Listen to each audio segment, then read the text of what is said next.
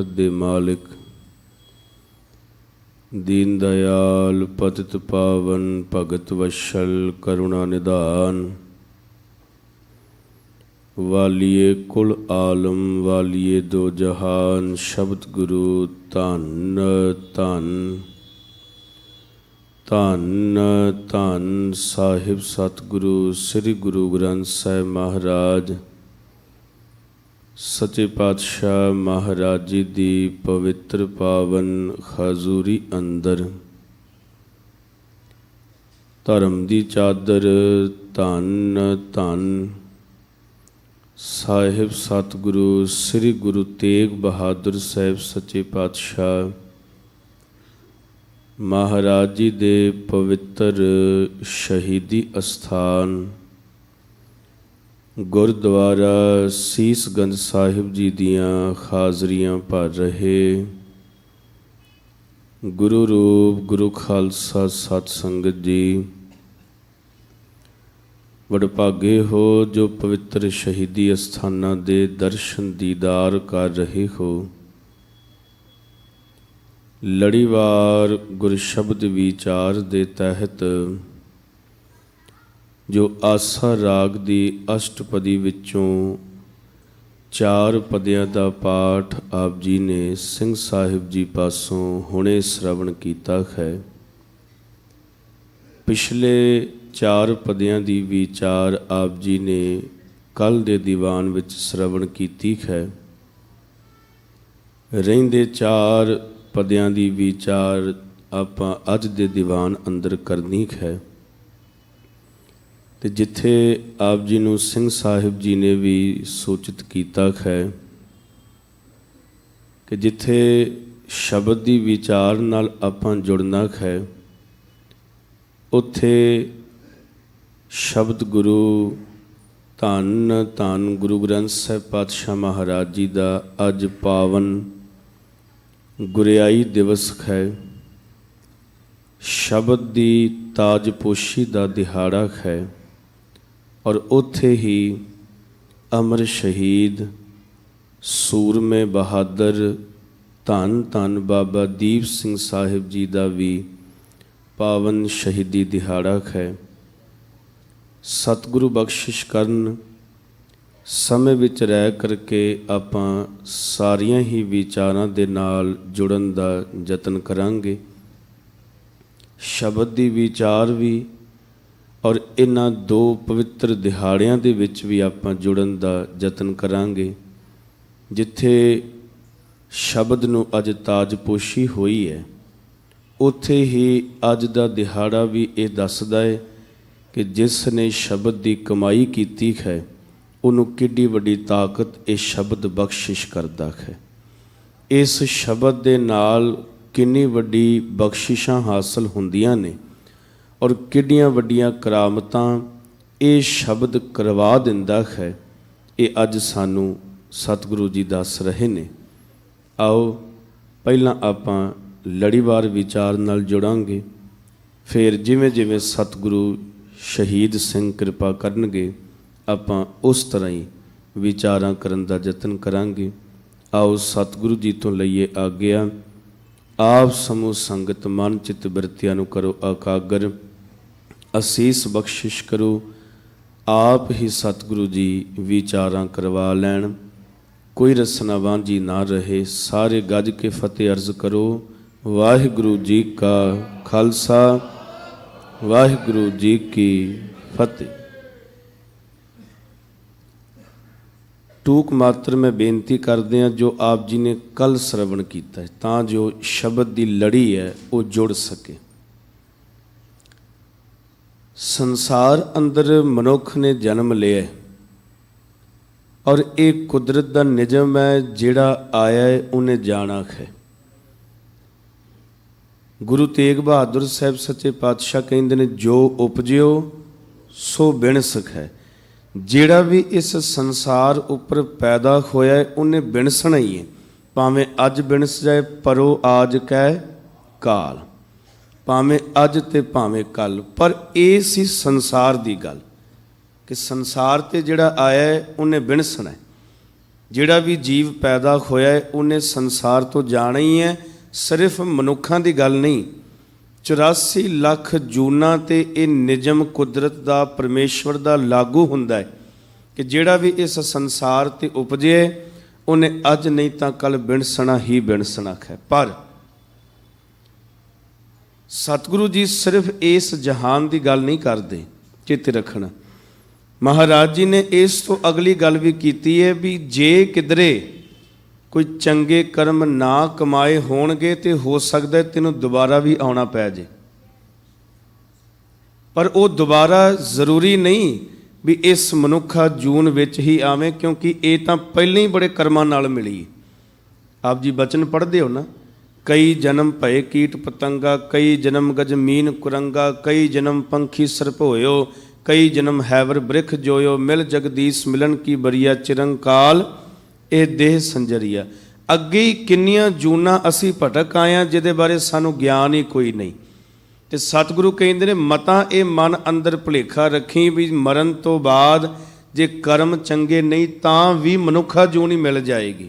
ਨਹੀਂ, ਹੋ ਸਕਦਾ ਕੋਈ ਤ੍ਰਿਗਤ ਜੂਨ ਮਿਲ ਜਾਏ, ਕੀ ਪਤਾ ਕਿਹੜੀ ਜੂਨ ਵਿੱਚ ਭਟਕਣਾ ਪੈ ਜਾਏ।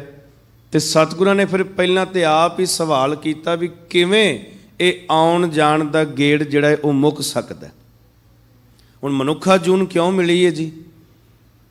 ਇਸ ਮਨੁੱਖਾ ਜੂਨ ਰਾਹੀਂ ਪਰਮੇਸ਼ਵਰ ਦੇ ਵਿੱਚ ਅਭੇਦਤਾ ਹਾਸਲ ਕਰਨ ਵਾਸਤੇ। ਪਰ ਉਲਟ ਇਹ ਹੋਇਆ ਹੈ ਵੀ ਸੰਸਾਰ ਨਾਲ ਤੇ ਇਉਂ ਮਨੁੱਖ ਜੁੜ ਗਿਆ ਜਿਵੇਂ ਸਦਾ ਇੱਥੇ ਹੀ ਰਹਿਣਾ ਹੁੰਦਾ। ਪਰ ਸੱਚਾਈ ਇਹ ਹੈ, ਇਹ ਤਾਂ ਇੱਕ ਮੁਸਾਫਰਖਾਨਾ। ਮੈਂ ਬੇਨਤੀ ਕਰਨਾ ਹੁੰਦਾ, ਇਹ ਸੰਸਾਰ ਇੱਕ ਮੁਸਾਫਰਖਾਨੇ ਦੀ ਨਿਆਇਕ ਹੈ। ਤੇ ਮੁਸਾਫਰਖਾਨੇ ਦੇ ਵਿੱਚ 1 ਰਾਤਾਂ 2 ਰਾਤਾਂ ਮਨੁੱਖ ਰਹਿੰਦਾ ਹੈ। ਤੇ ਗੁਰੂ ਤੇਗ ਬਹਾਦਰ ਸਾਹਿਬ ਨੇ ਕਿਹਾ ਹੱਦ 3 ਰਾਤਾਂ ਰਹਿ ਸਕਣਾ। ਉਹ ਕਿਹੜੀਆਂ 3 ਰਾਤਾਂ ਨੇ? ਬਾਲ, ਜਵਾਨੀ ਔਰ ਬਿਰਧ ਫੁਨ। ਆਹ 3 ਰਾਤਾਂ, ਇਹਨੂੰ ਰਾਤ ਦੇ ਹਿਸਾਬ ਨਾਲ ਲੈ ਲਈਏ ਨਾ, ਜੇ ਸਮਝ ਲਈਏ ਤਾਂ ਆਹ 3 ਰਾਤਾਂ ਹੀ ਨੇ। ਜਦੋਂ ਬਚਪਨ ਦੀ ਰਾਤ ਚਲੀ ਗਈ, ਜਵਾਨੀ ਵਾਲੀ ਆ ਗਈ, ਜਵਾਨੀ ਵਾਲੀ ਚਲੀ ਗਈ, ਬੁਢੇਪੇ ਵਾਲੀ ਆ ਗਈ। ਤੇ ਜੇ ਇਸ ਤੋਂ ਬਾਅਦ ਵੀ ਉਮੀਦ ਹੈ ਵੀ ਕੋਈ ਰਾਤ ਆਵੇਗੀ ਤੇ ਇਹ ਭੁਲੇਖਾ ਹੀ ਹੈ ਮਨ ਦਾ। ਇਸ ਤੋਂ ਬਾਅਦ ਅਗਲੀ ਰਾਤ ਕੋਈ ਨਹੀਂ, ਇਸ ਤੋਂ ਬਾਅਦ ਤਾਂ ਮੌਤ ਹੈ। ਹੁਣ ਇਹ ਸਾਰੀਆਂ ਰਾਤਾਂ ਦੇ ਵਿੱਚ ਕਮਾਇਆ ਕੀ ਹੈ, ਇਹ ਤੈਅ ਕਰੇਗਾ ਵੀ ਅਗਲਾ ਪੜਾਅ ਕੀ ਹੋਣਾ ਹੈ। ਪਰਮੇਸ਼ਵਰ ਦੇ ਵਿੱਚ ਅਭੇਦਤਾ ਹੋਣੀ ਹੈ ਕਿ ਜਾਂ ਫਿਰ ਆਉਣ ਜਾਣ ਦੇ ਵਿੱਚ ਰਹਿ ਜਾਣਾ। ਸਤਿਗੁਰਾਂ ਨੇ ਕਿਹਾ ਆਵਣ ਜਾਣਾ ਕਿਉਂ ਰਹੇ। ਮੈਂ ਸਿਰਫ ਟੂਕ ਮਾਤਰ ਬੇਨਤੀ ਕਰਨੀ, ਕਿਉਂਕਿ ਆਪ ਜੀ ਵਿਸਥਾਰ ਸਹਿਤ ਸ਼ਰਵਣ ਕਰ ਚੁੱਕੇ ਹੋ। ਕਿਵੇਂ ਇਸ ਸੰਸਾਰ ਵਿੱਚੋਂ ਆਉਣ ਜਾਣ ਦਾ ਗੇੜ ਮੁੱਕ ਸਕਦਾ ਹੈ ਤੇ ਕਿਵੇਂ ਮਿਲਾਪ ਹੋ ਸਕਦਾ ਹੈ। ਸਤਿਗੁਰੂ ਸਮਝਾਉਂਦੇ ਨੇ ਵੀ ਜਿੰਨਾ ਚਿਰ ਤੱਕ ਪਰਮੇਸ਼ਵਰ ਦੀ ਬੰਦਗੀ ਨਹੀਂ, ਨਾਮ ਨਹੀਂ, ਇਹ ਨਾਮ ਤੋਂ ਬਿਨਾ ਨਾਮੀ ਵਿੱਚ ਅਭੇਦਤਾ ਨਹੀਂ ਹੋ ਸਕਦੀ। ਜਿੰਨਾ ਚਿਰ ਸਿਮਰਨ ਨਹੀਂ ਹੋਵੇਗਾ ਪੱਲੇ, ਜਿੰਨਾ ਚਿਰ ਭਜਨ ਬੰਦਗੀ ਨਹੀਂ ਹੋਵੇਗੀ, ਉਹਨਾਂ ਚਿਰ ਪਰਮੇਸ਼ਵਰ ਨਾਲ ਅਭੇਦਤਾ ਨਹੀਂ ਹੋ ਸਕਦੀ। ਅੱਜ ਦੇ ਬੰਦ ਵਿੱਚ ਸਤਿਗੁਰੂ ਕਹਿੰਦੇ ਨੇ ਇਹ ਸੰਸਾਰ ਕਿਵੇਂ ਦਾ ਹੈ? ਹਉਮੈ ਚੌਪੜ ਖੇਲਣਾ ਝੂਠੇ ਅਹੰਕਾਰਾ। ਸਾਹਿਬ ਕਹਿੰਦੇ ਨੇ ਆਹ ਸੰਸਾਰ ਪਤਾ ਕਿਹਦੀ ਨਿਆਈ ਹੈ? ਜਿਵੇਂ ਚੌਪੜ ਦੀ ਖੇਡ ਹੋਵੇ। ਤੇ ਇਹ ਖੇਡ ਕਿਹਦੇ ਨਾਲ ਬਣੀ ਹੋਈ ਹੈ? ਹਉਮੈ ਦੇ ਨਾਲ। ਸਭ ਤੋਂ ਵੱਧ ਕੇ ਜੇ ਪਰਮੇਸ਼ਵਰ ਨਾਲ ਅਭੇਦਤਾ ਦੇ ਵਿੱਚ ਰੁਕਾਵਟ ਕੋਈ ਪੈਦਾ ਕਰਦਾ ਹੈ, ਉਹ ਸਭ ਤੋਂ ਵੱਡਾ ਰੋਗ ਇੱਕ ਹਉਮੈ ਦਾ ਹੈ। ਕੋਈ ਅਹੁਦਾ ਮਿਲ ਜਾਏ, ਕੋਈ ਮਾਣ ਤਾਣ ਮਿਲ ਜਾਏ, ਬੰਦੇ ਦੀ ਹਉਮੈ ਬਿਲਕੁਲ ਵੀ ਖਤਮ ਨਹੀਂ ਹੁੰਦੀ। ਔਰ ਇਸ ਹਉਮੈ ਦੇ ਕਰਕੇ ਸਾਰੀ ਉਮਰ ਬੰਦਾ ਇਉਂ ਹੀ ਲੰਘਾ ਲੈਂਦਾ ਆਪਣੇ ਆਪ ਵਿੱਚ ਮਾਣ ਕਰਕੇ। ਪਰ ਸਤਿਗੁਰੂ ਕਹਿੰਦੇ ਨੇ ਐਵੇਂ ਮਾਣ ਨਾ ਕਰੀ, ਪਤਾ ਨਹੀਂ ਕਿਹੜਾ ਹਵਾ ਦਾ ਬੁੱਲਾ ਆਵੇ ਤੇ ਤੇਰੀ ਜਿੰਦ ਕੱਢ ਕੇ ਲੈ ਜਾਣੀ ਉਹਨੇ। ਸਦੀ ਵੀ ਥੋੜ੍ਹਾ ਰਹਿਣਾ। ਕਿਧਰੇ ਹੋਇਆ ਵੀ ਜਿਨ੍ਹਾਂ ਕੋਲ ਬੜਾ ਮਾਣ ਤਾਣ ਸੀ, ਬੜੀਆਂ ਵੱਡੀਆਂ ਜਾਇਦਾਦਾਂ ਸਨ, ਉਹ ਸੰਸਾਰ ਤੇ ਸਦੀ ਵੀ ਰਹੇ ਨੇ? ਕਿਧਰੇ ਨਹੀਂ। ਜਵਾਬ ਮਿਲੇਗਾ ਨਹੀਂ। ਭਾਵੇਂ ਕੋਈ ਕੱਖ ਦਾ ਮਾਲਕ ਸੀ ਉਹ ਵੀ ਇੱਥੋਂ ਗਿਆ, ਤੇ ਭਾਵੇਂ ਕੋਈ ਲੱਖਾਂ ਦਾ ਮਾਲਕ ਸੀ ਉਹ ਵੀ ਦੁਨੀਆ ਤੋਂ ਗਿਆ ਹੀ ਹੈ। ਗਏ ਸਾਰੇ ਹੀ ਨੇ। ਜਿਨ੍ਹਾਂ ਨੇ ਦੁਨੀਆ ਜਿੱਤੀ ਸਿਕੰਦਰ ਵਰਗਿਆਂ ਨੇ, ਉਹ ਵੀ ਖਾਲੀ ਹੱਥ ਚਲੇ ਗਏ। ਤੇ ਸਾਹਿਬ ਕਹਿੰਦੇ ਨੇ ਤੂੰ ਕੀ ਚੀਜ਼ ਹੈ? ਜਾਣਾ ਤੇ ਤੂੰ ਵੀ ਹੈ। ਪਰ ਇਹ ਹਉਮੈ ਜਿਹੜੀ ਹੈ ਇਹ ਸਾਰੀ ਉਮਰ ਬੰਦੇ ਨੂੰ ਐਵਾਂ ਮਾਣ ਕਰਾ ਦਿੰਦੀ ਹੈ ਕਿ ਬੰਦਾ ਸਮਝਦਾ ਮੈਂ ਹੀ ਹਾਂ, ਬਾਕੀ ਕੁਝ ਹੈ ਹੀ ਨਹੀਂ। ਪਰਮੇਸ਼ਵਰ ਨਾਲ ਤਾਂ ਗੱਲ ਕੋਈ ਨਹੀਂ, ਪਰਮੇਸ਼ਵਰ ਦੇ ਨਾਲ ਕੋਈ ਅਭੇਦਤਾ ਦੀ ਗੱਲ ਨਹੀਂ। ਤੇ ਸਤਿਗੁਰਾਂ ਨੇ ਕਿਹਾ ਹਉਮੈ ਚੌਪੜ ਖੇਲਣਾ ਝੂਠੇ ਅਹੰਕਾਰ ਆ। ਇਹ ਹਉਮੈ ਦੀ ਖੇਡ ਹੈ ਤੇ ਇਹਦੀਆਂ ਨਰਦਾਂ ਕਈ ਹੁੰਦੀਆਂ ਨੇ, ਝੂਠ ਤੇ ਅਹੰਕਾਰ। ਹੁਣ ਝੂਠ ਵੀ ਬੰਦੇ ਵਿੱਚ ਰੱਜ ਕੇ ਭਰਿਆ ਹੈ ਤੇ ਅਹੰਕਾਰ ਵੀ ਜਿਹੜਾ ਇਹ ਰੱਜ ਕੇ ਬੰਦੇ ਵਿੱਚ ਭਰਿਆ ਹੋਇਆ। ਝੂਠ ਨਾਲ ਤੇ ਬੰਦਾ ਰੱਜਿਆ ਹੋਇਆ ਨਾ ਬਿਲਕੁਲ, ਹਰ ਵਕਤ ਕਦੇ ਕਿਸੇ ਪੈਰ ਤੇ ਝੂਠ, ਪਲ ਪਲ ਤੇ ਝੂਠ। ਤੇ ਸਾਹਿਬ ਨੇ ਕਿਹਾ ਨਹੀਂ, ਝੂਠ ਜਿਹੜਾ ਹੈ ਇਹ ਪਰਮੇਸ਼ਵਰ ਨਾਲ ਮਿਲਾਪ ਨਹੀਂ ਕਰਵਾ ਸਕਦਾ ਤੇਰਾ, ਜਿੰਨਾ ਚਿਰ ਤੱਕ ਸੱਚ ਨਾਲ ਨਹੀਂ। ਜੇ ਸੰਸਾਰ ਵਿੱਚ ਨਹੀਂ ਸੱਚ ਹਾਸਲ ਹੋਇਆ ਤੇ ਸਦੀਵੀ ਸੱਚ ਤੈਨੂੰ ਕਿਵੇਂ ਮਿਲ ਸਕਦਾ? ਸਦੀਵੀ ਸੱਚ ਤੇ ਉਹ ਪਰਮੇਸ਼ਵਰ ਹੈ ਨਾ, ਸਦੀਵੀ ਸੱਚ ਤੇ ਉਹ ਪ੍ਰਮਾਤਮਾ ਹੈ। ਤੇ ਜਿੰਨਾ ਚਿਰ ਤੱਕ ਝੂਠ ਹੀ ਅੰਦਰ ਵਸਿਆ ਹੋਇਆ ਹੈ ਉਨਾ ਚਿਰ ਤੱਕ ਸੱਚ ਨਾਲ ਮੁਲਾਕਾਤ, ਸੱਚ ਨਾਲ ਮਿਲਾਪ ਨਹੀਂ ਹੋ ਸਕਦਾ। ਤੇ ਸਤਿਗੁਰਾਂ ਨੇ ਕਿਹਾ ਇਹ ਖੇਡ ਐਸੀ ਖੇਡੀ ਗਈ ਸਾਰੀ ਹਾਰ ਗਏ। ਕੀ ਆਖਿਆ?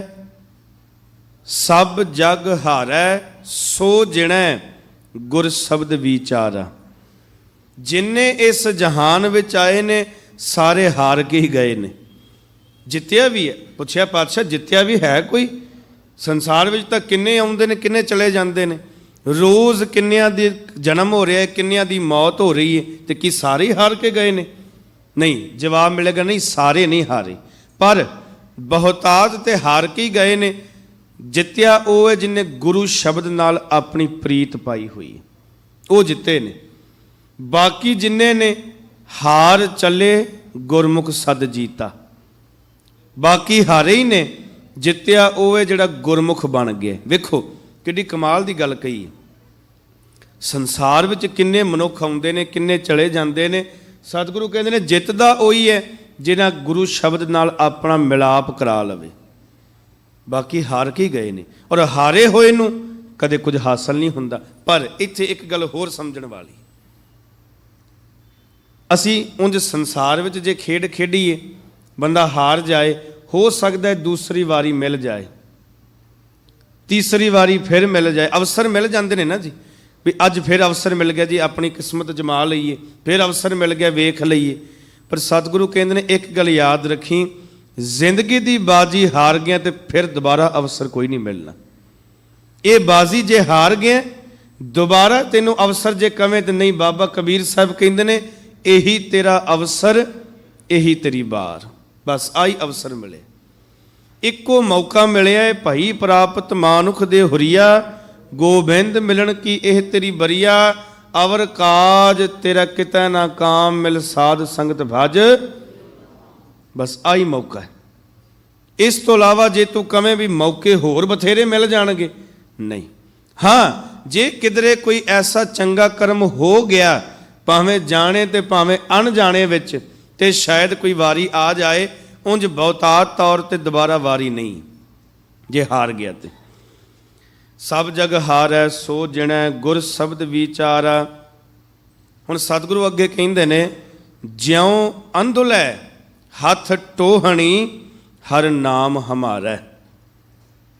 ਜਿਵੇਂ ਕਿਸੇ ਅਖਰੀ ਅਰਥ ਪੜ੍ਹ ਲਈਏ ਪਹਿਲਾਂ, ਜਿਵੇਂ ਕਿਸੇ ਅੰਨੇ ਮਨੁੱਖ ਦੇ ਹੱਥ ਦੇ ਵਿੱਚ ਸੋਟੀ ਫੜਾ ਦਈਏ, ਬੜਾ ਆਸਰਾ ਦਿੰਦੀ ਹੈ ਨਾ। ਹੁਣ ਇੱਕ ਮਨੁੱਖ ਜਿਹੜਾ ਅੱਖਾਂ ਤੋਂ ਅੰਨਾ ਹੈ, ਰਾਹ ਤੁਰਿਆ ਜਾਂਦਾ ਹੈ, ਨਹੀਂ ਦਿਸੇਗਾ, ਪਤਾ ਨਹੀਂ ਲੱਗੇਗਾ। ਪਰ ਜੇ ਇਸੇ ਥਾਂ ਉਹਦੇ ਹੱਥ ਵਿੱਚ ਸੋਟੀ ਹੋਵੇ, ਉਹ ਰਾਹ ਮਹਿਸੂਸ ਕਰਦਾ ਕਰਦਾ ਰਾਹ ਤੱਕ, ਮੰਜ਼ਿਲ ਤੱਕ ਪਹੁੰਚ ਜਾਏਗਾ। ਸਤਿਗੁਰਾਂ ਨੇ ਕਿਹਾ ਵੇਖ, ਇਹ ਵੀ ਇੱਕ ਰਾਖ ਹੈ, ਇਹ ਟਿਕਾਣਾ ਨਹੀਂ ਹੈ। ਇਹਨੂੰ ਜੇ ਕਵੇਂ ਵੀ ਇਹ ਟਿਕਾਣਾ ਹੈ, ਇਹ ਸੰਸਾਰ ਟਿਕਾਣਾ ਹੈ, ਨਹੀਂ। ਸਤਿਗੁਰੂ ਕਹਿੰਦੇ ਬਿਲਕੁਲ ਵੀ ਨਹੀਂ, ਇਹ ਟਿਕਾਣਾ ਨਹੀਂ। ਮੁਕਾਮ ਉਹੀ ਏਕ ਹੈ, ਇੱਕੋ ਹੀ ਮੁਕਾਮ ਹੈ। ਨਹੀਂ ਤਾਂ ਬਾਕੀ ਦਿਨ ਰਵ ਚੱਲੈ, ਨਿਸ ਸੱਸ ਚੱਲੈ, ਤਾਰਕਾ ਲੱਖ ਪਲੋਏ, ਅਸਮਾਨ ਜਿਮੀ ਚਲਸੀ, ਮੁਕਾਮ ਉਹੀ ਏਕ। ਆ ਜੋ ਕੁਝ ਦਿਸ ਰਿਹਾ ਸਭ ਚੱਲਣਹਾਰ ਹੈ। ਅੱਜ ਸੂਰਜ ਨਿਕਲਿਆ ਪੂਰਨਮਾਸ਼ੀ ਦੀ ਰਾਤ ਵਿੱਚ, ਇਹਨੇ ਫਿਰ ਚਲੇ ਵੀ ਜਾਣਾ ਹੈ। ਸੂਰਜ ਨਿਕਲਿਆ ਸ਼ਾਮਾਂ ਤੱਕ ਇਹਨੇ ਚਲੇ ਜਾਣਾ ਹੈ। ਜੀਵ ਉਪਜਿਆ ਇਹਨੇ ਬਿਨਸ ਵੀ ਜਾਣਾ ਹੈ। ਇਹ ਰਾਹ ਹੈ, ਇਹ ਚਲਾਏ ਮਾਨ ਹੈ, ਇਹ ਅਚਲ ਨਹੀਂ ਹੈ, ਇਹ ਸਥਿਰ ਨਹੀਂ ਹੈ, ਇਹ ਚੱਲਦਾ ਹੈ। ਤਾਂ ਹੀ ਤਾਂ ਸਤਿਗੁਰਾਂ ਨੇ ਕਿਹਾ ਨਾ, ਕਿਸ ਨਾਲ ਕੀਚੈ ਦੋਸਤੀ ਸਭ ਜਗ ਚੱਲਣਹਾਰ। ਹੁਣ ਜਗਤ ਤੇ ਚੱਲਣਹਾਰ ਹੈ। ਹੁਣ ਇਹਦਾ ਮਤਲਬ ਇਹ ਨਹੀਂ ਵੀ ਬਿਲਡਿੰਗਾਂ ਵੀ ਚੱਲ ਰਹੀਆਂ ਨੇ, ਟਿਕੀਆਂ ਹੋਈਆਂ ਚੀਜ਼ਾਂ ਵਿੱਚ ਚੱਲਣ ਤੋਂ ਭਾਵ ਇਹ ਅਸਥਿਰ ਨਹੀਂ ਹੈ, ਸਮਾਂ ਟਿਕਾਏਮਾਨ ਨਹੀਂ ਹੈ, ਇਹ ਚੱਲਦਾ ਪਿਆ, ਕਾਲ ਦੇ ਘੇਰੇ ਵਿੱਚ ਹੈ। ਜਿੰਨੀ ਉਮਰ ਜਿੰਨੇ ਸਵਾਸ ਰੱਬ ਨੇ ਲਿਖ ਕੇ ਭੇਜ ਦਿੱਤੇ ਨੇ, ਬਸ ਉਨੇ ਹੀ ਭੋਗਣੇ ਨੇ। ਜਿਉਂ ਪੂਰੇ ਹੋਏ ਭਾਵੇਂ ਸਾਰੀ ਜਾਇਦਾਦ ਬੰਦਾ ਅੱਗੇ ਰੱਖ ਦੇ ਤੇ ਕਵੇ ਇੱਕ ਸਵਾਸ ਮਿਲ ਜਾਏ, ਨਹੀਂ, ਇੱਕ ਵੀ ਸਵਾਸ ਨਹੀਂ ਮਿਲਣਾ। ਬੰਦਾ ਸਾਰੀ ਉਮਰ ਦੀ ਕਮਾਈ ਆਪਣੀ ਕਹਿ ਦੇ ਨਾ ਮੌਤ ਨੂੰ ਵੀ ਮੈਨੂੰ ਕੁਝ ਸਮਾਂ, ਕੁਝ ਪਲ ਦੇ ਦੇ। ਪਲ ਕਿੰਨਾ ਕੁ ਸਮਾਂ? ਪਲਕਾਂ ਝਪਕਣ ਜਿੰਨਾ, ਇੱਕ ਪਲ ਹੀ ਮੈਨੂੰ ਦੇ ਦੇ। ਮੌਤ ਕਹੇਗੀ ਨਹੀਂ, ਬਸ ਜਿੰਨੀਆਂ ਦਿੱਤੀਆਂ ਸਨ ਉਹ ਪੂਰੀਆਂ ਹੋ ਗਈਆਂ ਨੇ, ਤੇ ਜਿੰਨੀਆਂ ਦਿੱਤੀਆਂ ਸਨ ਉਹ ਸੰਭਾਲੀਆਂ ਨੇ। ਜੇ ਇਹ ਸੰਭਾਲ ਲਵੇਂਗਾ ਤੇ ਉਹ ਤੇ ਸੰਭਾਲੀਆਂ ਨਹੀਂ ਗਈਆਂ। ਤੇ ਸਤਿਗੁਰਾਂ ਨੇ ਕਿਹਾ ਵੇਖ ਇਹ ਵੀ ਰਾਖ ਹੈ, ਇਹ ਤੁਰਿਆ ਜਾਣਾ ਇਹਦੇ ਤੇ। ਹੁਣ ਮਨੁੱਖ ਅੰਨਾ ਹੋ ਚੁੱਕਾ। ਇੱਥੇ ਸ਼ਬਦ ਪਤਾ ਕਿਉਂ ਵਰਤੇ ਨੇ ਸਤਿਗੁਰਾਂ ਨੇ? ਹਜ਼ੂਰ ਵੇਖੋ ਜੋ ਸਮਝਾਉਣਾ ਚਾਹੁੰਦੇ ਨੇ। ਹਜ਼ੂਰ ਕਹਿੰਦੇ ਨੇ ਮਨੁੱਖ ਰਾਹ ਦੇ ਵਿੱਚ ਤੁਰਿਆ ਤੇ ਜਾ ਰਿਹਾ ਹੈ, ਪਰ ਅੱਖਾਂ ਤੋਂ ਅੰਨਾ ਹੋ ਚੁੱਕਾ ਹੈ। ਹੁਣ ਇਹਦਾ ਮਤਲਬ ਇਹ ਨਹੀਂ ਵੀ ਸਾਰਿਆਂ ਦੀਆਂ ਅੱਖਾਂ ਹੀ ਖਤਮ ਹੋ ਗਈਆਂ ਨੇ। ਭਾਵ ਇਹ ਹੈ ਵੀ ਹਉਮੈ ਦਾ, ਝੂਠ ਦਾ, ਵਾਸ਼ਨਾ ਦਾ, ਕ੍ਰੋਧ ਦਾ, ਈਰਖਾ ਦਾ, ਲਾਲਚ ਦਾ ਪਰਦਾ ਐਸਾ ਪੈ ਗਿਆ, ਅਗਲਾ ਰਸਤਾ ਦਿਸ ਨਹੀਂ ਰਿਹਾ। ਹਜ਼ੂਰ ਇੱਕ ਬਚਨ ਕਹਿੰਦੇ ਨੇ, ਕਹਿੰਦੇ ਮਨੁੱਖ ਨੇ ਜੇ ਕਿਧਰੇ ਜਾਣਾ ਹੋਵੇ ਨਾ, ਪਹਿਲਾਂ ਤਿਆਰੀ ਕਰ ਲੈਂਦਾ ਵੀ ਇੱਥੋਂ ਅੰਮ੍ਰਿਤਸਰ ਜਾਣਾ ਹੈ, ਜਿੰਨੇ ਦਿਨ ਰਹਿਣਾ ਹੈ ਉਨੇ ਦਿਨ ਦੇ ਕੱਪੜੇ, ਕਿੱਥੇ ਰਹਿਣਾ ਹੈ, ਕੀ ਕਰਨਾ ਹੈ, ਸਭ ਕੁਝ ਤਿਆਰੀ ਹੁੰਦੀ ਹੈ। ਸਤਿਗੁਰੂ ਕਹਿੰਦੇ ਨੇ ਮਨੁੱਖ ਇੰਨਾ ਕੁ ਕਮਲਾ ਹੋਇਆ ਫਿਰਦਾ ਹੈ, ਸੰਸਾਰ ਵਿੱਚ ਹੀ ਘੁੰਮਦਾ ਫਿਰਦਾ, ਤਿਆਰੀਆਂ ਕਰਦਾ ਹੈ, ਪਰ ਜਿਹੜੇ ਅਗਲੇ ਘਰ ਜਾਣਾ ਉਹਦੀ ਤਿਆਰੀ ਕੋਈ ਨਹੀਂ, ਉਹਦੇ ਬਾਰੇ ਵੇਖਿਆ ਨਹੀਂ ਵੀ ਕੋਈ ਤਿਆਰੀ ਕਰ ਤੇ ਲਈਏ ਨਾ। ਕੋਈ ਨਾਮ ਰੂਪੀ ਵਸਤਰ ਪਾਇਆ ਕਿ ਨਹੀਂ, ਕੋਈ ਮਾਇਆ। ਹੁਣ ਸਭ ਤੋਂ ਪਹਿਲਾਂ ਕੀ ਲੋੜ ਪੈਂਦੀ? ਮਾਇਆ ਦੀ। ਜਦੋਂ ਕਿਤੇ ਜਾਣਾ ਹੋਵੇ ਕੀ ਚਾਹੀਦਾ ਹੈ? ਪੈਸਾ, ਖਰਚਾ। ਤੇ ਮਨੁੱਖ ਕੀ ਵੇਖਦੇ ਵੀ ਕਿੰਨਾ ਕੁ ਮੇਰੇ ਕੋਲ ਖਰਚਾ ਹੈ, ਸਰ ਜਾਏਗਾ ਕਿ ਨਹੀਂ ਸਰੇਗਾ, ਜੇ ਨਹੀਂ ਸਰਦਾ ਤਾਂ ਹੋਰ ਲੈ ਲਾਂ। ਪਰ ਜਦੋਂ ਬੰਦਾ, ਸਤਿਗੁਰੂ ਕਹਿੰਦੇ ਨੇ ਸਭ ਤੋਂ ਪਹਿਲਾਂ ਜਿਸ ਰਾਹ ਤੇ ਜਾਣ ਵਾਸਤੇ ਮਾਇਆ ਚਾਹੀਦੀ ਉਹ ਵੀ ਨਹੀਂ ਇਕੱਠੀ ਕੀਤੀ ਹਾਲੇ ਤੱਕ, ਖਰਚਾ ਇਕੱਠਾ ਹੀ ਨਹੀਂ ਕੀਤਾ। ਹੁਣ ਇਸ ਰਾਹ ਦੇ ਵਿੱਚ ਖਰਚਾ ਕਿਹੜਾ ਚਾਹੀਦਾ? ਸਿਮਰਨ ਦਾ, ਭਜਨ ਬੰਦਗੀ ਦਾ, ਉਹ ਕੀਤਾ ਹੀ ਨਹੀਂ। ਤੇ ਹਜ਼ੂਰ ਦੇ ਬਚਨ ਨੇ, ਜਿੱਥੈ ਜਾਏ ਤੁਧ ਵਰਤਣਾ ਤਿਸ ਕੀ ਚਿੰਤਾ ਨਾ ਹੈ। ਜਿੱਥੇ ਜਾ ਕੇ ਅਗਾਂਹ ਤਿਆਰ ਰਹਿਣਾ ਹੈ ਨਾ, ਅਸੀਂ ਤਾਂ ਕਹਿੰਦੇ ਇੱਥੇ ਰਹਿਣਾ ਹੈ, ਨਹੀਂ ਪਿਆਰਿਓ, ਬਾਣੀ ਕਹਿੰਦੀ ਇਹ ਤੇ ਇੱਕ ਸਿਰਫ ਮੁਸਾਫਰਖਾਨਾ ਹੈ, ਅਗਾਂਹ ਜਾ ਕੇ ਰਹਿਣਾ, ਪਹਿਲਾਂ ਉਹਦੀ ਤਿਆਰੀ ਤੇ ਕਰ ਲੈ। ਕਿੱਥੇ ਰਹਿਣਾ ਹੈ, ਕਿਵੇਂ ਰਹਿਣਾ, ਖਰਚਾ ਕੀ ਹੈ, ਨਹੀਂ। ਤੇ ਹਜ਼ੂਰ ਕਹਿੰਦੇ ਜਿੱਥੈ ਜਾਏ ਤੁਧ ਵਰਤਣਾ ਤਿਸ ਕੀ ਚਿੰਤਾ ਨਾ ਹੈ, ਉਹਦੀ ਫਿਕਰ ਹੀ ਕੋਈ ਨਹੀਂ। ਤੁਰਿਆ ਫਿਰਦਾ ਬੰਦਾ ਨਸ਼ੇ ਦੇ ਵਿੱਚ, ਮਾਇਆ ਦੇ ਵਿੱਚ, ਲਾਲਚ ਲੋਭ ਦੇ ਵਿੱਚ ਤੁਰਿਆ ਫਿਰਦਾ ਹੈ, ਮੋਹ ਦੇ ਵਿੱਚ ਤੁਰਿਆ ਫਿਰਦਾ ਹੈ। ਯਾਦ ਹੀ ਨਹੀਂ ਹੈ ਵੀ ਇੱਕ ਨਾ ਇੱਕ ਦਿਨ ਇਹਨੇ ਖਤਮ ਹੋਣਾ ਹੈ ਤੇ ਮੈਂ ਅਗਲੇ ਘਰ ਜਾਣਾ ਹੈ। ਜਿੰਨਾ ਚਿਰ ਹੈ ਜਿਉਵਾਂ, ਪਰ ਘੱਟੋ ਘੱਟ ਅਗਲੇ ਘਰ ਦੀ ਤੇ ਤਿਆਰੀ ਹੋਵੇ ਨਾ। ਤੇ ਸਾਹਿਬ ਨੇ ਤਾਂ ਹੀ ਕਿਹਾ ਵੀ ਇਹਦੇ ਅੱਖਾਂ ਤੇ ਪਰਦਾ ਪੈ ਗਿਆ ਹੈ। ਤੇ ਜਿਵੇਂ ਅੰਨੇ ਮਨੁੱਖ ਲਈ ਇੱਕ ਸੋਟੀ ਸਹਾਰਾ ਹੈ, ਸਤਿਗੁਰੂ ਕਹਿੰਦੇ ਨੇ ਆ ਜਿਹੜਾ ਪਰਮੇਸ਼ਵਰ ਦਾ ਨਾਮ ਹੈ ਨਾ, ਇਸ ਮੇਰੇ ਲਈ ਇੱਕ ਸੋਟੀ ਬਰਾਬਰ ਹੈ, ਕਿਉਂਕਿ ਮੈਂ ਅੰਨਾ ਹੋ ਚੁੱਕਿਆ, ਮੈਨੂੰ ਦਿਸ ਨਹੀਂ ਰਿਹਾ ਹੈ, ਮੈਨੂੰ ਨਹੀਂ ਪਤਾ। ਵੇਖੋ ਜਦੋਂ ਇਹ ਵੀ ਇਉਂ ਢਹਿ ਪਈ ਹੈ ਨਾ ਗੁਰਦੁਆਰੇ ਵਿੱਚ ਵੀ ਪਾਤਸ਼ਾਹ ਨਹੀਂ, ਮੈਨੂੰ ਨਹੀਂ ਪਤਾ। ਹੁਣੇ ਦਾਸ ਨੇ ਮੰਗਲ ਪੜਿਆ, ਭਾਈ ਗੁਰਦਾਸ ਸਾਹਿਬ ਨੇ ਕਿਹਾ ਆਪਣੀ ਕਰਨੀ ਕਰ ਨਰਕ ਹੂੰ ਨਾ ਪਾਵੋ ਠੌਰ। ਬਿਲਕੁਲ ਮੈਨੂੰ ਟਿਕਾਣਾ ਹੀ ਕੋਈ ਨਹੀਂ, ਪਤਾ ਕੋਈ ਨਹੀਂ, ਬਸ ਤੁਮਰੇ ਬਿਰਦ ਕਰਾਸਰੋ ਸਮਾਰ ਹੋ। ਮੈਂ ਅੰਨਾ, ਮੈਨੂੰ ਨਹੀਂ ਦਿਸ ਰਿਹਾ ਵੀ ਮੈਂ ਕਿੱਥੇ ਜਾਣਾ ਹੈ, ਕਿਵੇਂ ਰਹਿਣਾ ਹੈ, ਕੀ ਕਰਨਾ ਹੈ, ਪਰ ਮੈਨੂੰ ਇੰਨਾ ਪਤਾ ਹੈ ਮੇਰੇ ਕੋਲ ਨਾਮ ਦੀ ਸੋਟੀ ਹੈ, ਇਸ ਨਾਮ ਦੀ ਸੋਟੀ ਨੇ ਮੈਨੂੰ ਟਿਕਾਣੇ ਤੇ ਪਹੁੰਚਾ ਹੀ ਦੇਣਾ। ਸਾਹਿਬ ਕਹਿੰਦੇ ਨੇ ਜਿਉਂ ਅੰਧਲਾ ਹੱਥ ਟੋਹਣੀ ਹਰ ਨਾਮ ਹਮਾਰਾ। ਸਤਿਗੁਰੂ ਕਹਿੰਦੇ ਨੇ ਰਾਮ ਨਾਮ ਹਰ ਟੇਕ ਹੈ, ਨਿਸ ਦੌਤ ਸਵਾਰ ਹੈ।